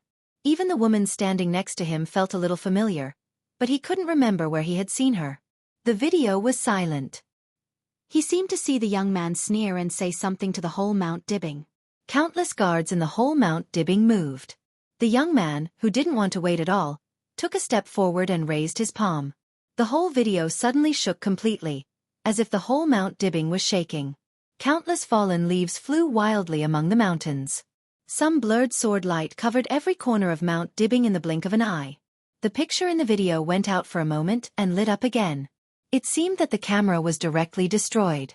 Next was the picture taken by the next camera. The picture on the screen kept flickering, went out and lit up again. One by one, the cameras were completely destroyed. The falling leaves flying all over the sky almost filled the whole screen. Li Tianlan couldn't see anything except the falling leaves. The earth kept shaking in the silent video. The weapon system on Mount Dibbing seemed to be firing, but all the light was blocked by the falling leaves. The firepower was directly suppressed by the most powerful posture in an instant. Blood occasionally flowed on the screen that went out and lit up again. It seemed that the guards near the camera had died in the falling leaves. The whole Mount Dibbing kept shaking, and all the weapons seemed to be completely shattered. The falling leaves that filled the whole screen rushed all the way from the foot of the mountain to the top of the mountain, covering the sky and the sun. Mount Dibbing, with flowers and forests, instantly turned into a white land in the falling leaves. The blurred sword light flew horizontally and vertically and rushed to the top of the mountain. The whole Mount Dibbing was like a huge piece of tofu that was split open by a sword. The laboratories hidden in the belly of the mountain exploded one after another. The pavilions that had been rebuilt on the top of the mountain were completely shattered. The falling leaves kept flying, but the picture was completely dark. The last camera was destroyed. Vaguely, the falling leaf seemed to rush in the direction of the stage of formidable person. Li Tianlan squinted and thought. From the video, he couldn't see much about this sword. He could only see that this sword was very strong, but he couldn't tell how strong it was. The progress bar was pulled to the end. A picture appeared on the screen. Two bare peaks appeared on the screen. The distance between the peaks was very close, but there was a cliff dozens of meters wide and more than a kilometer deep in the middle. Where is this? Li Tianlan asked inexplicably. This is. Bai Qingqian hesitated. This is Mount Dibbing. Li Tianlan's pupils suddenly contracted for a moment. He turned his head and stared at the picture on the screen. How did Mount Dibbing become like this? The two bare peaks stood quietly. Li Tianlan looked at the cliff. The cliff, which was thousands of meters deep, was extremely smooth. The whole process was completed in one go without any hindrance. He thought about the scale of Mount Dibbing seriously. It was the largest and highest peak of the Wang family of Beihai. It was 2,000 meters above sea level and covered an area of nearly 100,000 square meters. From the foot of the mountain to the top, Li Tianlan suddenly fell silent. At this moment, his heart suddenly became extremely cold. At this moment, he vaguely realized what kind of sword move it was. Someone stood at the foot of Mount Dibbing and made a sword move at a distance of tens of thousands of meters. The sword light swept across heaven and earth, swept everything within a radius of tens of thousands of meters, and destroyed all the weapon systems on Mount Dibbing. The mighty sword light instantly tore apart the 2,000-meter-high peak. It directly hurt summer solstice at the other end of tens of thousands of meters away. Ridiculous? Li Tianlan thought it was really ridiculous. But everything in the video had already proven this point. This sword move. Li Tianlan's face was cloudy. Is this really a sword move? Xiao Mahai's voice trembled a little, and his face was pale. As an expert of the thunder-shocking realm, he almost didn't dare to think about what this sword move represented. This sword move is very powerful. Bai Qingqian said. It's more than powerful. Li Tianlan smiled bitterly. If I'm right, no one in the dark world can do this. What about Wang Tianzong? Bai Qingqian asked. The whole world knew that Wang Tianzong had completely broken through the invincible realm in Eastern Europe and entered a new level. That realm represented the ruling power of the Chosen One in this era. Li Tianlan was silent for a while. His sword intent had long been flawless. Therefore he could clearly see the end of martial arts. Because of this, no one in the world knew better than him what this sword move meant. He should be able to do it, but he won't be as skillful as the man in the video. He just raised his hand, Li Tianlan said slowly. At least he couldn't have done it so easily at that time. If he hadn't been injured in Eastern Europe and given a few years to let him reach the real peak, Wang Tianzong should have been able to do it. The chosen one? Xiao Mahai's voice trembled a little. Li Tianlan twitched the corner of his mouth and said softly, "More than that. This is the chosen one in the peak state, the one who has really reached the end of martial arts. That state, for most of the current martial artists, even for the experts of the invincible realm, is equivalent to God. He is invincible and irresistible." Who is he? Bai Qingqian suddenly asked. Li Tianlan smiled bitterly. How could he know? It was impossible for such a person to exist in the current dark world, or in other words, the situation of his existence was not right. Based on the strength of the sword move shown by the other party in the video, not to mention the current dark world, even the invincible realm experts of the divine and holy lists could not do anything to him. Standing at that level, the invincible realm was also a non-entity. That was the Real Supreme. In Li Tianlan's view, the only thing that could threaten such a person's life and death was the eternal sword in Eastern Europe. Or Wang Tianzong, who had completely stabilized his realm after recovering from his injury. If there was such a person, how could the current dark world be in chaos? All the superpowers could only crawl in front of him. When individual strength reached that level, he didn't even need any forces. He alone was enough to sweep and even completely rule the entire dark world. Such a person should not exist. But he did exist. He was in the video. And he went to Beihai yesterday and directly destroyed Mount Dibing with one sword move. That was what puzzled Li Tianlan. If the other party really had a grudge against the Wang family of Beihai, how could Summer Solstice just be seriously injured? And if there was really such a person who had a grudge against the Wang family of Beihai, how could the Wang family of Beihai exist until now?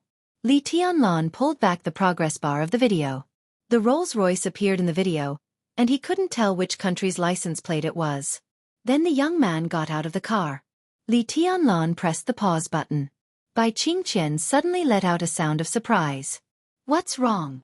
Li Tianlan's heart moved. I don't know. Bai Qingqian shook her head and frowned slightly.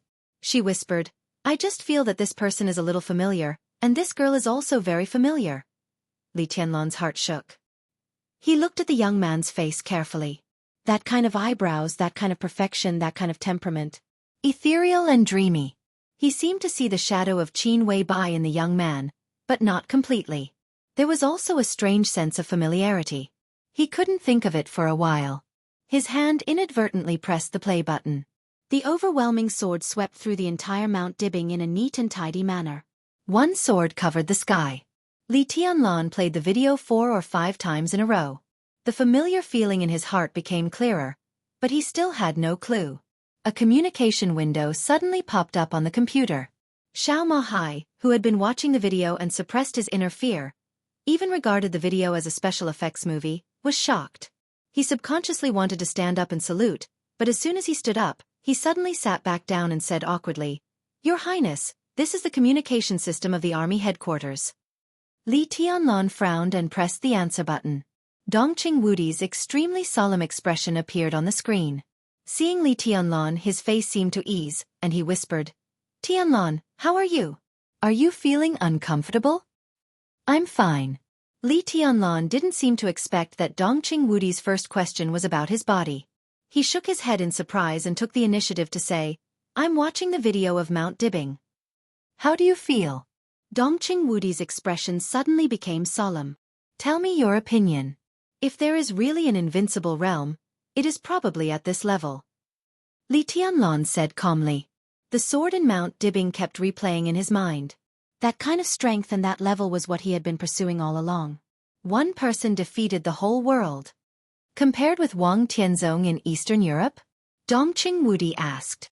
If Wang Tianzong was not injured in Eastern Europe, he should be the only one who can fight with him now, but he should be a little worse. Unless Wang Tianzong stabilizes his current realm, he can be on par with him. Li Tianlan said slowly. Dongqing Wudi frowned tightly and was silent for a long time. How could there be such a person? After a long time, he finally opened his mouth and muttered to himself. The question is why there has been no news about such a person before. Li Tianlan suddenly said, What's the attitude of the parliament? We just had a meeting to discuss it. At present, Kunlun City is already investigating this matter. It happened too recently, and there are not too many clues for the time being. Dongqing Wudi shook his head and sighed softly. The sword in Mount Dibing could be said to be really destructive. Moreover, the sword started at the foot of the mountain. Not only did it seriously injure Summer Solstice, but it also destroyed a small warship on Beihai. This sword brought an unprecedented impact to the parliament of Jianghu state. If a person could be so powerful, it completely meant that he could directly fight against all regimes alone. Now the video has spread all over the dark world. All the major countries have received the news and are also secretly investigating. If such a person exists, it will be a huge threat to any country. However, there is still too little information available at the moment. That car. Li Tianlan reminded. The license plate number in the video was obvious, which was undoubtedly a clue. The car was left at the foot of Mount Dibing. The license plate is a Swiss license plate. But after we communicated with the Swiss side said that they had not issued this license plate at all. After that, we contacted the Rolls-Royce headquarters, and they also said that they had not made this car at all, but this car did use Rolls-Royce's technology. What else? Li Tianlan asked. There is also an Airbus private plane. Dongqing Wudi said, that plane is parked at the airport, but all the stewardesses and captains have disappeared. We contacted Airbus. He suddenly hesitated, and his eyes drifted. The other party said that they had not made this plane? Li Tianlan asked. No, the other party said that this plane is very similar to the next generation of Airbus private planes they plan to develop.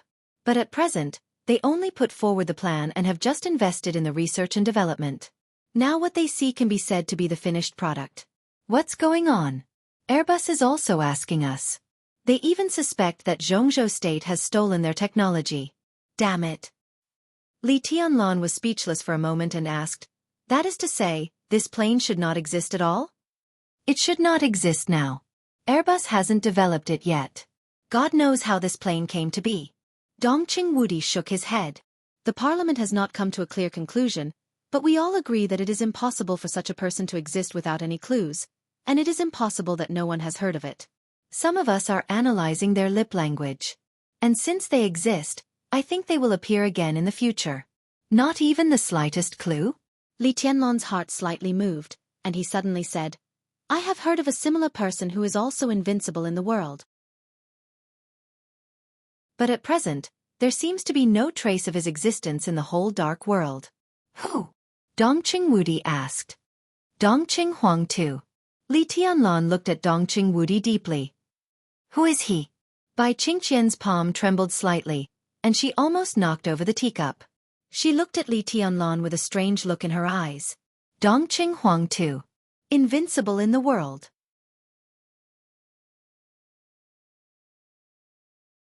Chapter 748.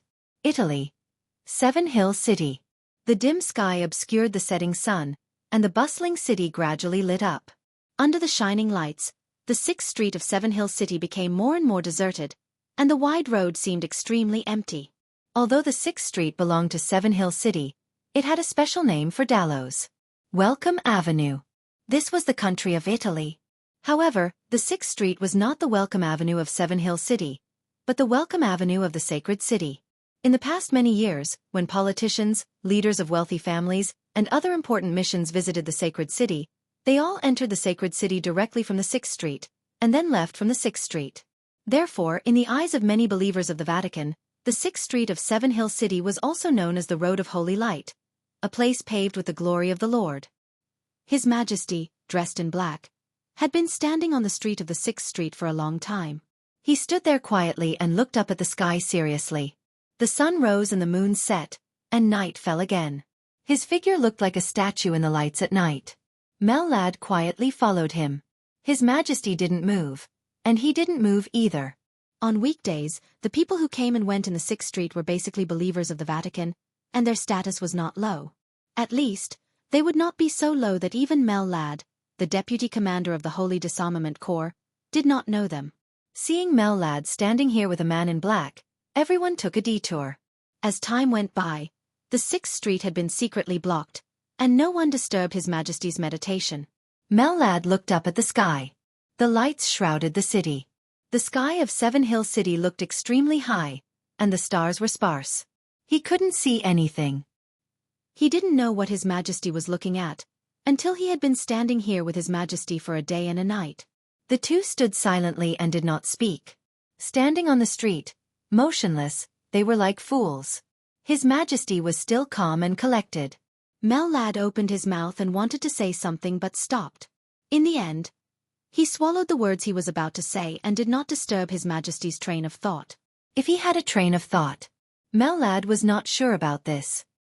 He could clearly feel that His Majesty was thinking about something, but the kind of contemplation he showed was more like being at a loss. Mellad shook his head. Just as he was about to go find some food nearby, His Majesty, who had been standing here for a day and a night, suddenly turned his head and said calmly, "Return to the holy city." Mellad's spirit was shocked. He nodded subconsciously and followed His Majesty's footsteps back. His Majesty's footsteps were a little hurried and he looked restless. "Your Majesty, what did you see?" Mellad asked cautiously. His Majesty paused, turned to look at him, and slowly said, "I didn't see anything." Mellad let out an "ah." His Majesty had already turned around and continued, "But this is the worst. I have a very bad feeling. It seems that something is going to happen." "Intuition?" Mellad was a little disapproving. "Don't look down on my intuition. My intuition has always been very accurate. I've had this feeling once, and I don't want to experience it again." His Majesty said lightly. "But nothing has happened yet. Our prospects are very good." Mellad was a little helpless. "Now it seems that the situation is very favorable to us." His Majesty turned around and stretched out a hand to Mellad. Mellad was stunned and watched His Majesty roll up his cuffs. Under the cuffs was a very smooth and white arm that could even make women jealous. His Majesty curled his fingers on his wrist and suddenly pulled it a little. The smooth skin was instantly opened, but there was no blood. His Majesty casually threw the skin on his arm to the ground and slowly said, "This layer of skin is fake." "Do you see it, Mellad?" Mellad lowered his head. In his sight, scars appeared one after another on His Majesty's real arm. For a moment, Mellad couldn't describe this arm at all. There were too many dense scars, almost covering every inch of flesh on His Majesty's arm. This seemed to be a new wound, and the large scars looked like they had just scabbed. "This is..." Mellad was a little confused. "It's an injury from many years ago." His Majesty rolled up his cuffs again and said blandly, "Back then, I wanted to kill a woman who was completely crazy. She cut me with a sword before she died. Such scars are everywhere on my body. The skin I just tore off is fake, but it's also a very rare medicine that can slowly repair my body." "Do you see these scars?" "The injury from many years ago was barely healed not long ago. At that time, I didn't expect it to be like this." "The feeling at that time is the same as now." His Majesty's voice was low. "I feel like I'm going to die." Mellad took a deep breath and smiled a little reluctantly. He recalled the scars on His Majesty's arm. Those dense sword wounds. How sharp was the sword energy needed to make those wounds heal after so many years? His voice was a little dry. "Your Majesty, I don't think anyone can kill you now." "Don't talk nonsense." His Majesty sped up. "Let's go see the Pope." The two of them returned to the holy city as fast as they could. They passed by the holy church. With Mellad leading the way, they directly entered the holy palace. In the palace of the holy palace, the Pope, who was dressed in a white robe, was admiring a collection of medieval poems under the soft light. Hearing the sound of footsteps, he slowly raised his head and narrowed his eyes. His Majesty looked at him quietly and did not speak. "My friend, your spirit doesn't look very good."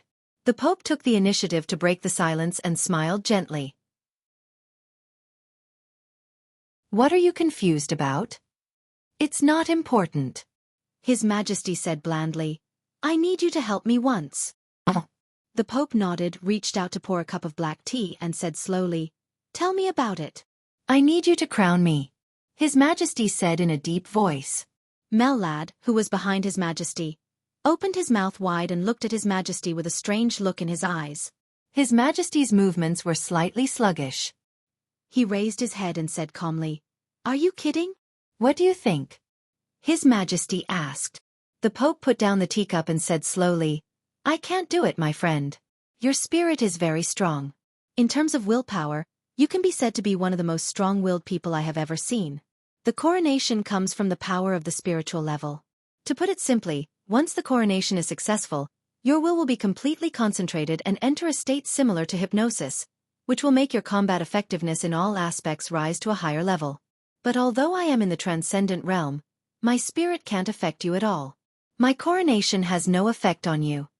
"This is not what I want to hear," His Majesty said slowly. "You can't hypnotize me, but you still have a way to make my will more concentrated. Your Majesty the Pope, don't deny it. You can't deceive me in this regard. You don't want to do it because you're not willing to pay the price. Is that right?" The Pope narrowed his eyes. He did not admit it, but he did not deny it either. "What do you want?" His Majesty took the initiative to ask. "What can you give me?" The Pope asked with a smile. This time, His Majesty was silent for a long time. He suddenly waved his hand and said in a low voice, "Mel lad, go out and guard." Mel lad was stunned. Without any hesitation, he turned around and went out. Seeing this scene, the Pope narrowed his eyes and focused his attention on His Majesty again. His Majesty took 2 steps forward and sat in front of the Pope. The light in the Pope's eyes flickered constantly, and he looked a little playful. At this moment, he could clearly feel that the mysterious His Majesty's spirit was relaxing. It was constantly relaxing and becoming extremely peaceful. The Pope poured him a cup of tea. "Thank you." His Majesty nodded. After hesitating for a moment, he reached out and took off the human skin on his face. A mask. His eyes were clear and calm. He looked at the Pope's obviously surprised face and laughed. "I can tell you a story." He sat down. In front of the Pope, he closed his eyes and said, "See for yourself." Bang! A small explosion suddenly exploded on the test bench. Flames and frost flashed at the same time. The thick alloy steel plate was almost instantly coated with a thick layer of frost. The moment the frost formed, the raging flames flickered for a moment. The dull burning sound lasted for a second, and the thick alloy immediately turned into a pile of black ashes. But the black ashes were not the remains of the burning. The black dust fluttered and fell to the ground, shining with a layer of extremely strange black-blue light. Obviously, this was a kind of extremely destructive poison. Her pure white palm trembled. Her expression slowly returned to calmness. She took a deep breath and accepted another failure. She walked to another test bench, picked up the communicator, and said calmly, "Soma." "Hello. Dr. Murphy." A soft female voice sounded from the communicator. "Inform the biochemistry department that the 6th experiment has failed. Ask them to come and extract the failed samples for analysis. The data they gave is not accurate. I need to figure out the specific composition of this damn thing. I need the most detailed data." The woman suppressed the anxiety in her heart, but the anger in her tone was still rising subconsciously. "Okay." On the other end of the communicator, Soma's voice was still soft and elegant. The communication was hung up. Dr. Murphy's slender body softly slumped into the chair, lost in thought. From the perspective of Westerners' aesthetics, Dr. Murphy was a standard beauty. Although she was already in her 30s, she did not look as old as Westerners of the same age. Her tall figure was still hot. She was curvy, her skin was white and tender, her facial features were well-defined, and she did not even have crow's feet at the corners of her eyes. In this mysterious laboratory, the graceful Dr. Murphy could be said to be an extremely eye-catching scenery. The laboratory was silent. After the experiment failed, the pile of black ashes shone with a strange luster, as if it was flickering. Murphy took out a cigarette, lit it, and took a deep puff. There was a touch of helpless pain in her trembling eyes. It had been 7 months since she came here. She could clearly feel that she was haggard. Although she was still doing the work she liked, the seemingly endless darkness in front of her made her extremely desperate. Dr. Murphy Staney Wilson. Internationally, this was not a very prominent name, and very few people had even heard of this name. But in Star State, this was a very important figure. 7 months ago, she was an ordinary researcher in the Star State Biological Laboratory. But the allowance she received was twice that of the chief person in charge of the Star State Biological Laboratory. To some extent, she could be said to be the most core figure in the Star State Biological Laboratory, But she had been secretly protected by the Star State, reducing all exposure. Dr. Murphy was very satisfied with such a life. The allowance given to her by the Star State could ensure that her life was very prosperous. She had a very happy family, a husband who loved her very much, and a lovely daughter. Her life could be said to be truly carefree. But all the good things were completely torn apart that night 7 months ago. A group of mysterious people rushed directly into her home. While she was watching TV with her lover, the mysterious people directly captured her family of 3. The family of 3 was completely knocked out, and when they woke up, they were already here. 7 months. Until now, they did not even know who the enemy was, let alone have access to the slightest news from the outside world. This was a biological laboratory that was not considered advanced in Murphy's opinion. Most of the equipment in it was not comparable to North Sea, which had the most advanced technology in this regard. It was even inferior to the laboratories in Star State. But this laboratory was very functional, and there were good talents in each department. Murphy had come into contact with them through work, and was shocked to find that all of them seemed to be researchers who had been kidnapped. Among them, a doctor of chemistry who used to work as a researcher in the German Institute, had even stayed here for nearly 6 years. There were different departments in the laboratory, and each department was subdivided into different groups. The people in the groups were responsible for one project after another. Murphy's position was relatively aloof. She was not a member of any group, but she was equipped with 3 assistants. Her task was to study the antidote for a poison, and as a reward, she would have about an hour every 2 months to see her daughter and husband. Life seemed to have completely lost its future and hope.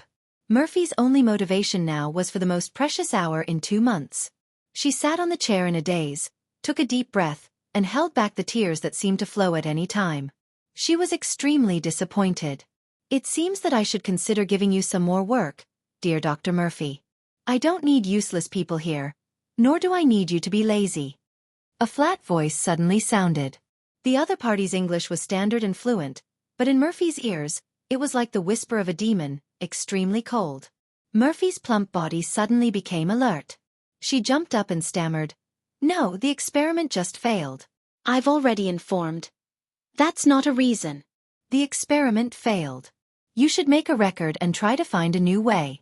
Look what I brought to encourage you." The voice thought unhurriedly. The door of the laboratory was opened. A figure shrouded in black appeared in Murphy's sight. There was a little girl who looked a little silly standing beside him. "Jessie!" Murphy rushed over excitedly and hugged her daughter. Her heart felt like it was being stabbed by a knife. The little girl was no more than 6 or 7 years old. Looking at the excited Murphy, she subconsciously took a step back. After a moment of hesitation, she said softly, "Mom." Her voice was dull and a little dull. Murphy hugged her daughter, tears streaming down her face. "It wasn't like this. It wasn't like this before. Her family used to be very happy. Her daughter was also very lively and smart. But in just a few months, she wasn't by her daughter's side. God knew what she had experienced to scare her like this." "Okay, I've seen your daughter then." The voice of the man in black rang out. "No." Murphy suddenly screamed, rushed over to hold the man's leg and begged, "Your Majesty, please, let me stay with my daughter a little longer. 5 minutes, no, 10 minutes, no, 7 minutes is enough, please." She looked up at the man in black. The man in black was also looking down at her. There was no emotion in his dark eyes. Murphy's eyes were extremely weak. She didn't know who the person who ordered to kidnap her here was. He had no name, and everyone called him Your Majesty. He rarely came to the lab, but every time he came, everyone's pressure would increase. The two looked at each other silently for a while. A gleam of light flashed across the man's dark pupils. He nodded and said, "Yes." "Thank you, Your Majesty," Murphy said in surprise, turned around, and hugged her daughter tightly. She kept taking deep breaths. "Your experiment failed again?" His Majesty asked slowly. He rubbed his eyebrows and said slowly, "I just told a story to someone. I'm very tired and in a very bad mood. Then, dear Murphy, tell me some good news to cheer me up. I'm free." Murphy's face was pale and she said in a trembling voice, "I'm sorry, Your Majesty, Do you have any ideas?" His Majesty asked slowly. "Not yet. This kind of poison contradicts each other and is extremely toxic. I still need a little more time. Following His Majesty, Murphy's body was a little weak, and her heart was full of fear. The two came to the central test bench one after the other. There was a tiny bottle on the test bench. The bottle was completely transparent, shining with the light of flames and ice under the bright light. Of course I know that his poison is very toxic. His Majesty said blandly. Do you know that this poison comes from a genius in Jianghu state? It's the poison of extreme cold and the poison of extreme heat. I know more than you, but I don't have the antidote. Murphy, do you have it? I don't have it. Murphy's voice trembled more and more. Oh, you don't have it. His Majesty repeated in a slightly dull voice. He sighed slowly and said, Murphy, I'm very disappointed. He turned around and looked at the little girl whose hand was held by Murphy. His voice became soft. How old is she? Murphy's body suddenly shook, and his voice became soft. He subconsciously wanted to stand in front of the girl. His Majesty chuckled and reached out his hand. There was a breeze in the laboratory. On the broken test bench, a black speck of dust containing highly toxic poison floated up. His Majesty, dressed in black, took out a piece of chocolate and slowly opened it. The black speck of dust fell on the chocolate. His Majesty smiled gently, handed the chocolate to the girl and said softly, Eat it. Your Majesty. There was no trace of blood on Murphy's face. She suddenly knelt down and kowtowed frantically to His Majesty, tears streaming down her face. Her forehead touched the hard floor with great force. His Majesty could even feel the floor under his feet shaking. Blood instantly flowed out of Murphy's smooth forehead, mixing with his tears. She looked extremely embarrassed. Your Majesty, please don't. She's still a child. Please don't. An extremely shrill cry rang out in the laboratory. Bang! His Majesty casually kicked Murphy's head. Her body slid more than 10 meters away and hit the test bench hard, making a dull sound. Mom! The little girl subconsciously turned around and shouted. His Majesty had reached out and grabbed the little girl's hair. Your Majesty, don't. Murphy's head was covered in blood. She desperately crawled toward her daughter. His Majesty's eyes were cold. He pinched the little girl's mouth and put the chocolate directly into her mouth. Murphy was dumbfounded. Her whole body froze in place.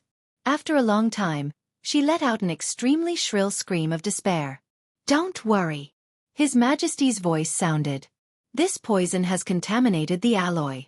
The toxicity has decreased, and the amount is very small. Your daughter won't die, at least for a few months. His voice was soft and clear. Dear Murphy, if you want to save your daughter, you have to work hard. I want the antidote. Do you understand? He smiled and patted the little girl's face. Look, what a lovely child. What an innocent child. I believe you, Murphy. Save her. I beg you, okay? In the soft voice, Murphy lay there in a daze. The blood on her forehead kept flowing down along with her tears, and she couldn't stop it. His Majesty took the girl's hand and walked out. The moment the door closed, the girl stood at the door, looked at her mother lying inside, and said softly, Mom! The target's physical data has stabilized. Most of the data is below the minimum value, but it has stopped declining. Switzerland. Forgotten city. In the biological laboratory, Nayland Shuriying stared at the data fed back on the screen and finally breathed a sigh of relief. What does this mean? Lin Fengting asked immediately. This means that the target has escaped from the situation of certain death. We have completed the initial prediction. Now she is not a living person, but she is not dead either. Nayland Shuriying's voice was a little tired. Next, she needs to wait. The effect of the war god's body is very good for her. This time, the fusion is almost perfect, but her injuries are too heavy. I need to develop the third generation of eternal life as soon as possible so that she can recover. She paused and continued. As for the next period of time, she can only sleep like this. I don't want it to take a long time. Qin Weibai turned to look at Nayland Shuriying. She can't afford to wait, and neither can we. Dr. Nayland, I don't want to threaten you, but the development of eternal life must be accelerated. Otherwise, your Wang family of Beihai may not be able to afford to wait. Nayland Shuriying's face darkened for a moment, but she still nodded. She didn't say much to Qin Weibai. She just looked at Lin Fengyue on the side and whispered, "I'm going back to Tian'an soon. There are some things I need to communicate with you. I'll come here about once a month. During this period, please take care of her." "Okay." Lin Fengyue nodded and stretched out her hand. "This way, please." Nayland Shuriying nodded and followed Lin Fengyue. Qin Weibai stood behind and quietly looked at Nayland Shuriying's back. The light in her eyes became more and more complicated. "You shouldn't be too tough." Lin Fengting was silent for a moment and glanced at Qin Weibai. "At present, no one can replace Nayland Shuriying. I will pay attention to her attitude and give her a warning, but your attitude can be softer." Qin Weibai was silent for a while. She also knew that her attitude was a little aggressive. So she nodded and said, "I will try to ease it." She took a deep breath and whispered, "Horsewoman." "Boss." Horsewoman took a step forward. "Haven't you found the person I asked you to find?" Qin Weibai's tone was a little tired. "No. At present, I have mobilized the intelligence organization of the Lin clan according to your order. But the news we got is that the target has been kidnapped and disappeared 7 months ago.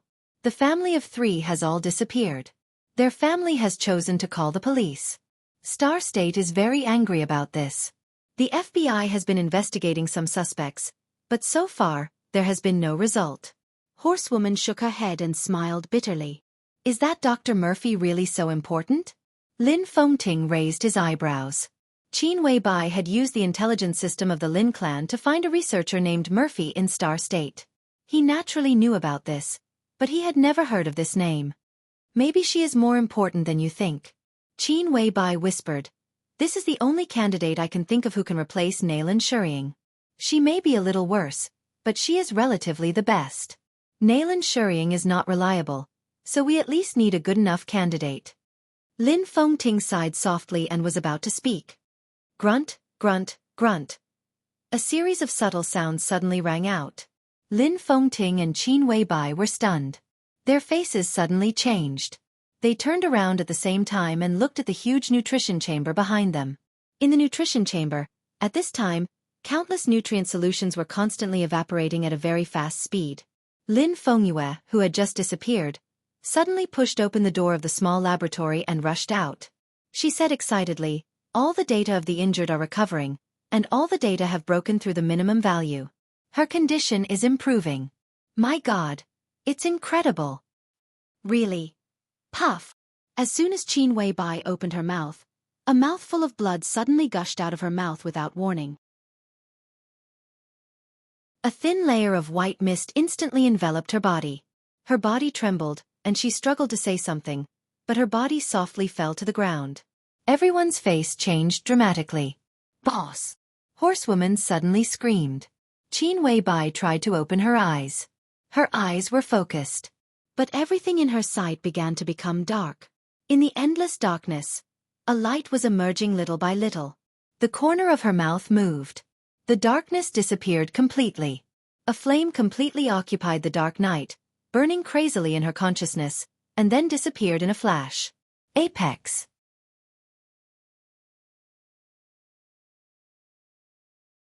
Chapter 749. Qin Weibai snorted softly. Crystal beads of blood flowed down from the corners of her mouth, and an inexplicable pain swept through her whole body. Her face suddenly turned snow-white, and her whole body trembled violently. A fine white mist surged out of her body. It was hazy and full of vitality. The white mist appeared and disappeared, quickly absorbed by her.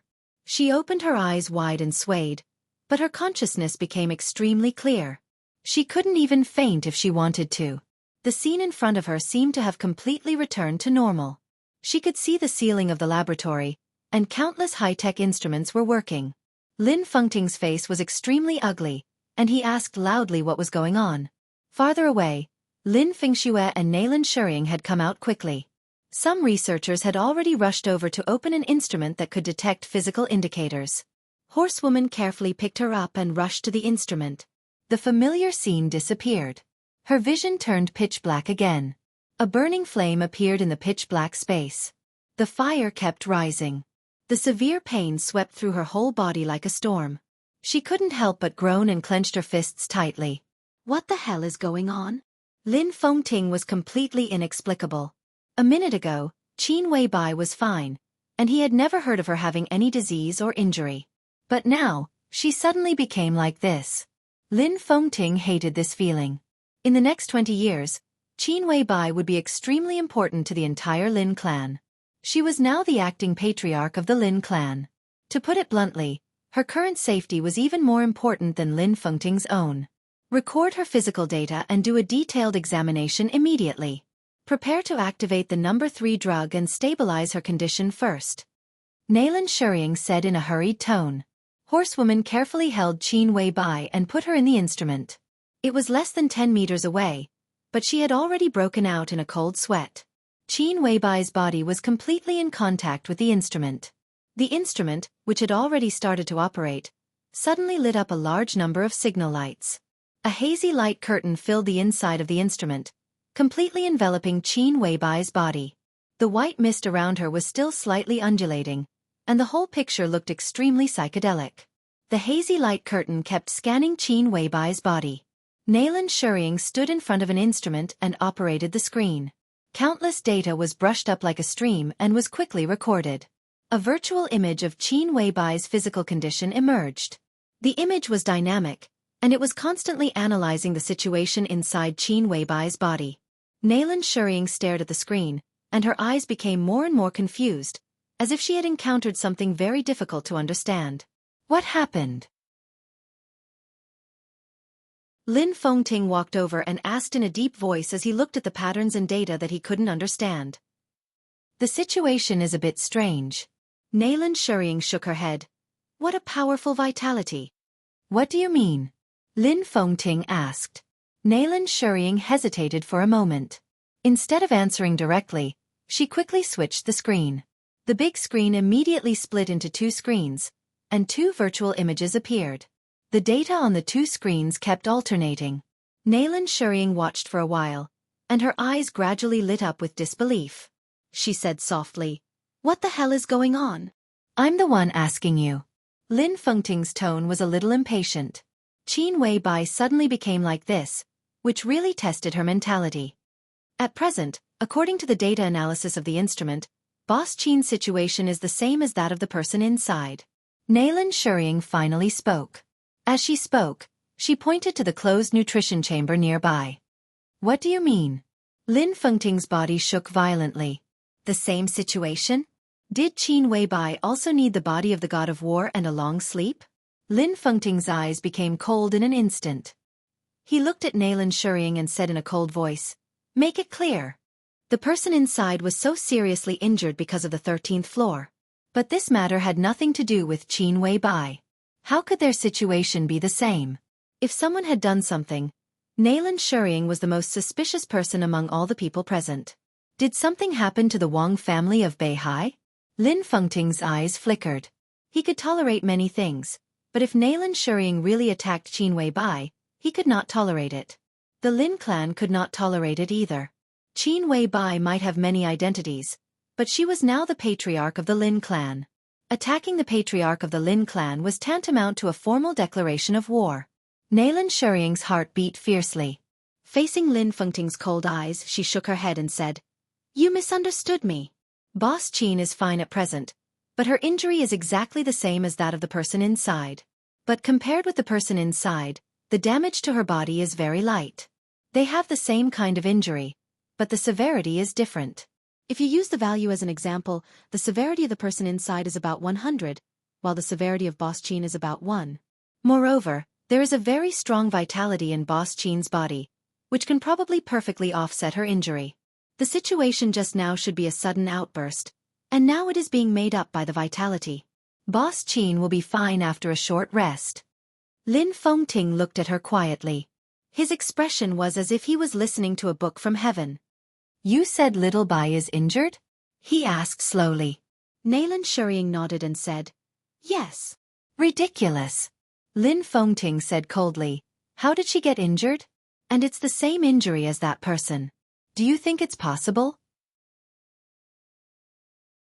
Just a moment ago, she was still fine. This is indeed ridiculous, and this is what I can't understand the most. Nalan Shuriying nodded and frowned, as if she didn't know how to phrase it. An exclamation suddenly sounded. Lin Fingyue's excited voice sounded, "Feng Ting, the patient's physical index has stabilized, it's completely stabilized." Lin Fengting turned around and asked, "Whose index?" "Hers." Lin Fengyue stretched out her hand and pointed to the nutrition pod with an incredulous look on her face. "Don't ask me, I don't know how it's done." In the nutrition pod, the nutrient solution that had been consumed almost in an instant was replenished again. A new set of data appeared on the computer. When Chairman Qin's accident happened, the body's stats were rising, and it wasn't temporary. From the looks of it, the growth of the stats is very stable. If her original state was neither dead nor alive, then from the looks of it now, she's alive, but she's closer to death. How could such a thing happen? We didn't do anything. Is it the body of the god of war? Lin Fengyue kept talking. It has nothing to do with the body of the god of war. Dr. Lin, you can come and have a look at this. Nalan Shuriying's voice sounded. Lin Fengyue was stunned and came to Nalan Shuriying's instrument. Countless data were still flowing on the instrument. Lin Fengyue's pupils suddenly shrank, and she whispered, "Is this Boss Qin's physical data?" Nalan Shuriying nodded. Lin Fengyue was dumbfounded. "Why? Okay." Lin Fengting suddenly spoke with a gloomy face. "Now is not the time for you to discuss with each other. I need to know what is going on." Lin Fengyue glanced at him and frowned, as if she didn't know what to say for a while. "I don't know if you can understand." Lin Fengyue said slowly, "To put it simply, we regard the palace master's injury as a kind of disease. Now this disease, we temporarily name it 0. The palace master's disease can be said to be incurable. In terms of values, her disease value has reached 100. Lin Fengting felt that this statement was a bit familiar. And now, Boss Qin is infected with the same disease as the palace master, but her disease is very light, and the value is only 1. The value of 100 is the value of the palace master stabilized by the body of the god of war, but just now, this value suddenly decreased. We are not sure how much it decreased, but the palace master's injury has indeed improved greatly, at least by nearly 1/10. This may be the reason why Boss Qin is in this situation. Lin Fengting's pupils suddenly shrank. You mean that part of the palace master's injury suddenly transferred to Little White, and now they share the palace master's injury? More than that. Lin Fengyue shook her head. At least for now, it seems like Chief Qin is only taking on a small part of the responsibility. Most of the responsibility seems to have suddenly disappeared, or maybe someone else is taking it. I just don't know who it is. Moreover, Boss Qin suddenly has a lot more vitality in her body, and we don't know what is going on. Similarly, we don't know why she can bear the injury with the palace master. Lin Fengting stopped talking. He stood in place and was silent for a long time, with a solemn face. After a long time he took a deep breath and said slowly, "Stealing heaven." "What is stealing heaven?" Nalan Shuriying and Lin Fengyue asked at the same time. Lin Fengting shook his head with a wry smile. Stealing heaven was naturally not a scientific thing. It was a word he heard from Lin Su. As the metaphysics grandmaster of the Lin clan, Lin Su's cultivation was not much worse than that of Xianxia and Great Master Wu Wei. Stealing heaven involved a lot of mysteries of heaven and fate, and it could be said to be the highest achievement in their profession. The general principle was to completely connect 2 or 3 people who were most closely related to fate. When they were together, they condensed infinite vitality into a chain that tied up the fate of several people, so that they could bear the injury together. It sounded mysterious, and it was not easy to do. According to Lin Su, since they wanted to steal heaven and change their fate, then the connection between the fate of several people must be close to a certain extent. At the same time, the so-called chain condensed by vitality must be strong enough. As for the strength, it needed enough vitality. According to him, only the fate of the country contained the strongest vitality. For example, the dragon vein of Jianghu state. Even if the dragon vein existed, there was a saying in metaphysics that the dragon's head could not be seen. If someone was the dragon's head, someone must be the dragon's tail. It was difficult for the entire dragon vein to completely gather on one person. If this could not be done, the chain would be unstable and the fate of several people could not be tied up. The dragon vein was the execution tool of stealing heaven, but the foundation was another thing. As for what it was, Lin Su was not very clear. Even if all these could be possessed, the executor was difficult to find. Without enough understanding of the mysteries of heaven and fate, it was impossible to steal heaven. Those who could do this were mostly grandmasters in the same field. Stealing heaven and changing fate was against the will of heaven. If it was really implemented, there must be a price to pay. No one was willing to sacrifice themselves for nothing. Therefore, as the highest achievement in metaphysics, stealing heaven and changing fate was mostly a theory. The Lin clan's information in this regard was also vague. After all, no one had realized it. But this scene, Dragon Vein? Li Tianlan had it. As for the foundation, Great Master Wu Wei might be able to provide it. As for the executor, Xianxia also joined the Samsara Palace. That was to say, the theory might become reality. Xianxia was dead. Lin Fengting sighed softly and walked to Qin Weibai's side. "How do you feel?" he asked softly. Qin Weibai had calmed down. She opened her eyes, which were blank and unfocused.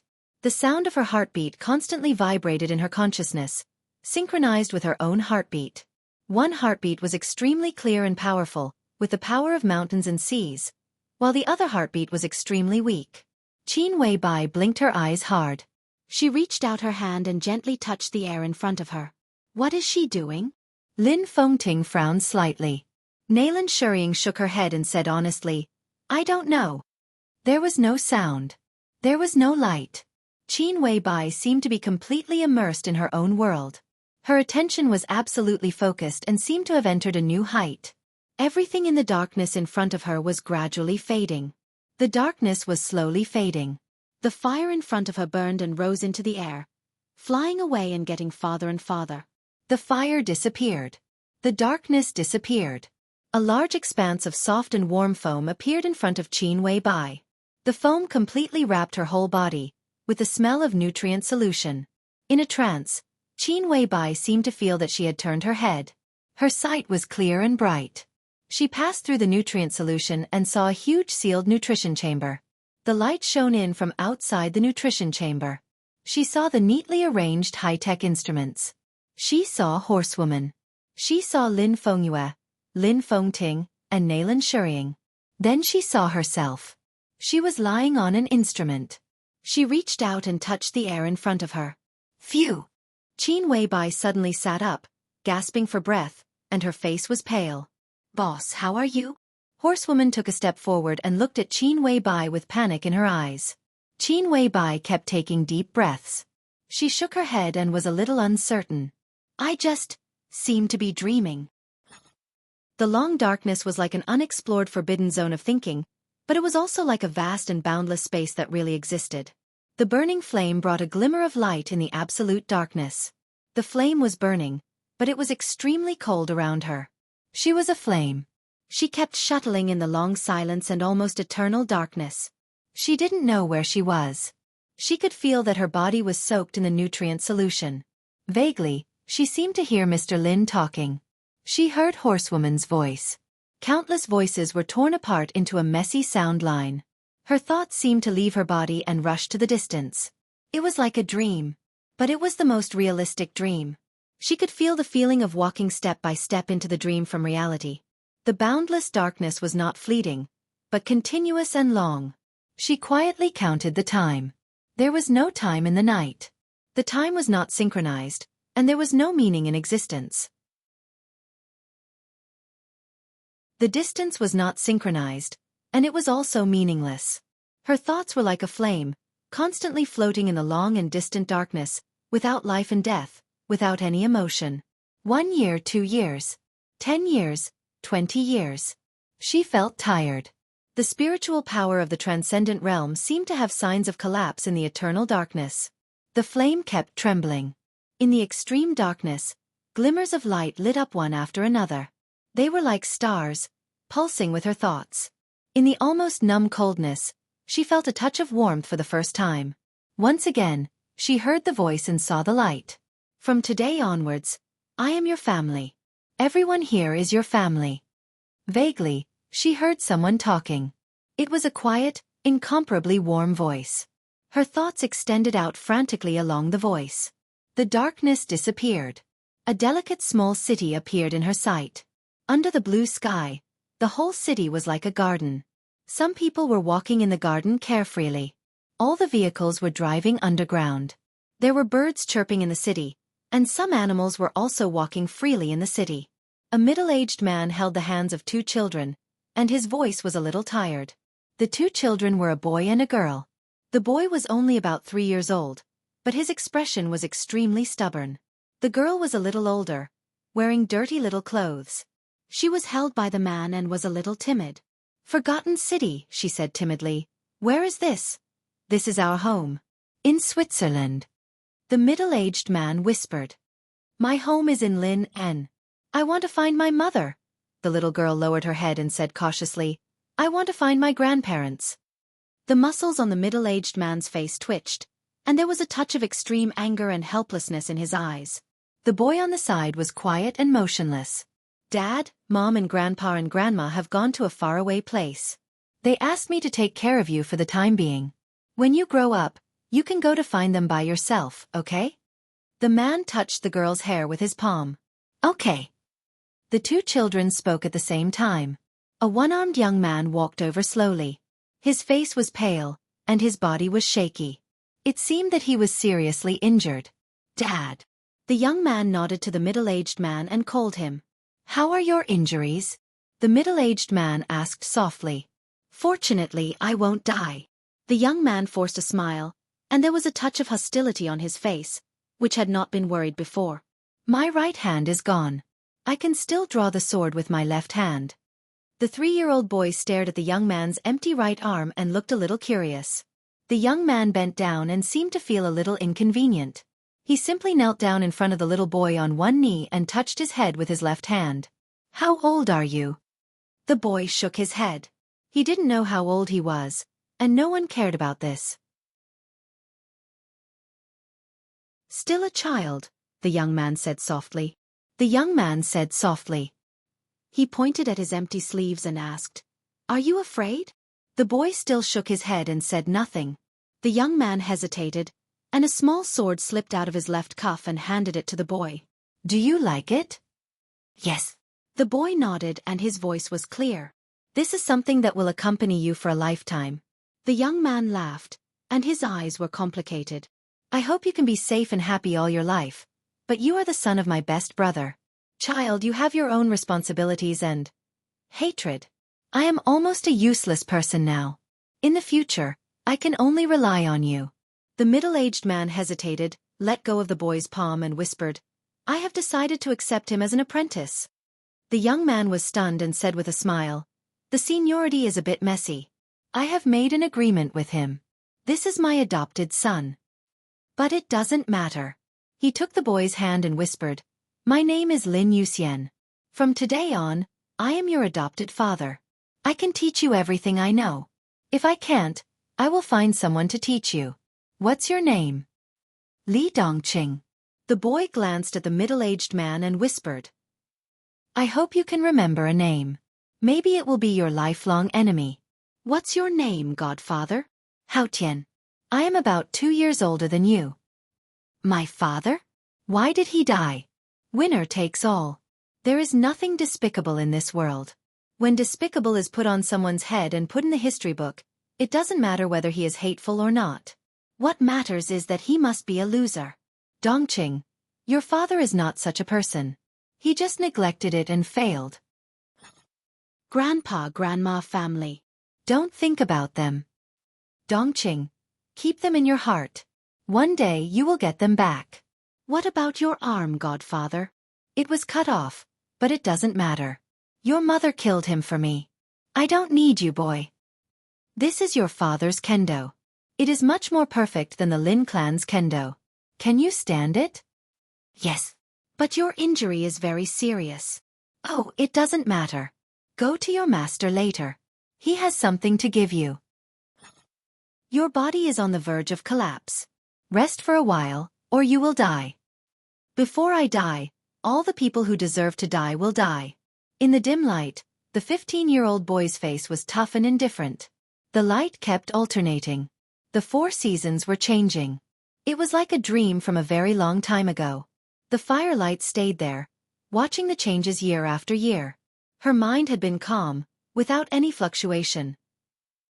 Bastard, who let you go? Do you want to die? Do you know you almost couldn't come back? But I killed him. Yes, you killed him and you will die too. But I still killed him.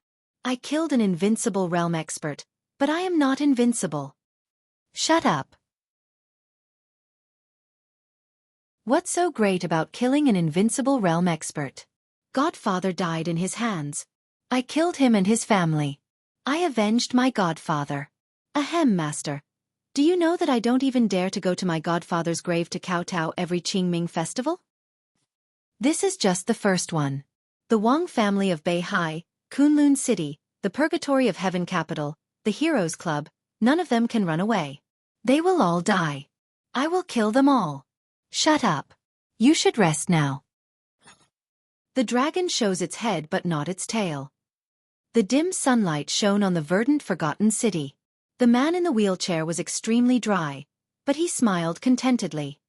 I took the fate of the Purgatory of Heaven capital. Celestial Emperor? Humph, the Celestial Emperor who carries the dragon vein of Jianghu state is just a dog. He bowed down first. Dongqing, from now on, there is no need for Jianghu state. You are the dragon vein, and only the dragon vein. From now on, the world will not only know Xianxia and Wu Wei, but also me, Lin Su. The dragon shows its head but not its tail. In the future, if possible, spare Celestial Emperor Huawu's life. You need someone to carry the dragon's tail for you. The dim yellow in the sky gradually disappeared. The man in the wheelchair disappeared with the wind little by little. At the moment when day and night alternated, he stood up and whispered, I entered the invincible realm. Jiang Qiansong died. The headquarters of the Jiang family of South America was directly blown up. The Lin clan's new invincible realm appeared. The Lin clan, Saint. What is the Sword Dynasty? Pass my order. The Heroes Club declared war on the Sword Dynasty today. I'd like to see how capable a young man who hasn't even grown his hair can be. Then I'll show you. Within a year, the Heroes Club and the Jiang family were destroyed. Li Dongqing lost his mind and slaughtered 16 wealthy consortiums in Star State. At present, Star State, Snow Country, Jianghu State, and England have formally submitted an application to the United Nations. The United Nations has approved the application and officially declared the Sword Dynasty a terrorist organization. They will launch an all-out attack. The Lin clan withdrew from Switzerland. Everyone disappeared. The Sword Dynasty is finished. The Lin clan is also finished. They are courting death. What do you want to do? Let go of them. Bastard, Li Dongqing, what do you want to do? Mr. President, you're too excited. Is this your mother? The sword light flashed for a moment. A head was directly chopped off. The head flew into the arms of the middle-aged white man with a lot of blood. Take a good look. Is she your mother? Oh, your son is so cute. How do you want him to die? Don't speak? How about this? Swish. In the scream, an arm was directly cut off. No. Swish. Another arm. No. Stop. Oh, okay, I'll stop. He's bleeding a lot. Tisk. It's beautiful. Call the doctor, call the doctor, call the doctor. The doctor is on the way, along with some special forces from your country. Jianghu, how's the situation? 5 minutes. I'll kill them all. Did you hear that? They might not be able to come. Come, here's your phone. Call some others to try. The United Nations officially withdrew the charges against the Sword Dynasty and clarified that everything was just a misunderstanding. The world will not forget the Sword Dynasty's support for them. His Majesty Li Dongqing, as a famous philanthropist, has been officially awarded the Peace Medal by the European Union. Nobel Peace Prize winner, Li Dongqing. Light flashed and time passed. That ball of fire floated quietly in the dreamland that seemed real and illusory. That year, Li Dongqing was already 33 years old. The Sword Dynasty swept across Europe. The Lin clan regained control of Switzerland. That year, Li Dongqing lost the sword that he thought would accompany him for the rest of his life. Because of this sword, he was called His Majesty. His Majesty the Sword God. Time flew by in a hurry. The invincible realm experts in the entire dark world died one by one. The Sword Dynasty's bases were built all over the world. The administrative department of the Sword Dynasty officially issued a document. His Majesty Li Dongqing will come to Jianghu State in 2 days. The administrative department asked the Jianghu State Parliament to be ready to welcome him. His Majesty will stay in Lin'an, Yuzhou, and Beihai. In the firelight, her mind had become extremely slow. She watched Li Dongqing arrive in Lin'an. She watched the plane fly from Lin'an to Beihai. All the light disappeared. In the long, almost eternal darkness, it seemed that decades had passed. She saw the wind and snow in Beihai. She saw Li Dongqing walk up Mount Dibing, where summer solstice was guarding. Father's sword. The firelight trembled. She felt a strong and complete vitality. The vitality was like a dragon, sweeping across the land of Jianghu State. In the dark, the complete dragon vein in Li Dongqing's body was broken. The dragon tail that belonged to his era was transferred to Li Tianlan. And the dragon tail of this era rushed into Li Dongqing's body with unimaginable vitality. So each was complete. So each was perfect. Li Dongqing disappeared. Eternal darkness and silence enveloped everything again. The extremely long dream that seemed to last for 100 years seemed to begin to break apart. Once again, she saw a flash of light. The light and shadow were eroded by the darkness little by little. In a trance, it was like a small village in a province in the south of Jianghu State. A plainly dressed girl was walking quietly on the road. Her appearance was exquisite and perfect. Although her clothes were plain, she looked like a noble and proud little princess. Behind the girl was an old monk in a cassock with a kind face. "Where are you going?" The old monk asked softly. "It's probably in front, if I remember correctly." The girl raised her head and looked quietly at a seemingly ordinary orphanage in front of her with a pair of bright eyes. "Are you looking for someone here?" The monk asked curiously. "Who are you looking for?" "I don't know," the girl whispered. "I'm here to have a look. Whether I can find him or not, from today on, I should have my own name." She walked forward slowly and entered the orphanage. A girl in a small dress full of patches happened to walk out of the door. The two girls froze for a moment at the same time and looked at each other blankly. In each other's eyes, there was a face that was exactly the same as each other's. "You?" The girl clutched the patches on her clothes and looked at the girl in front of her who was as proud as a palace master. She whispered, "Who are you? What's your name?" The proud girl looked at her, her eyes calm and indifferent. "I'm Qin Wei Bai." The girl asked timidly, "Who are you?" "I'm Qin Wei Bai." The girl nodded and said lightly, "But..." The girl hesitated and seemed to want to cry. "Who am I?" "You. From today on, your name is Gu Xianyan." You're tuning in to the Wisdom Diary YouTube channel. Don't forget to subscribe and join us on this journey to catch the most captivating stories.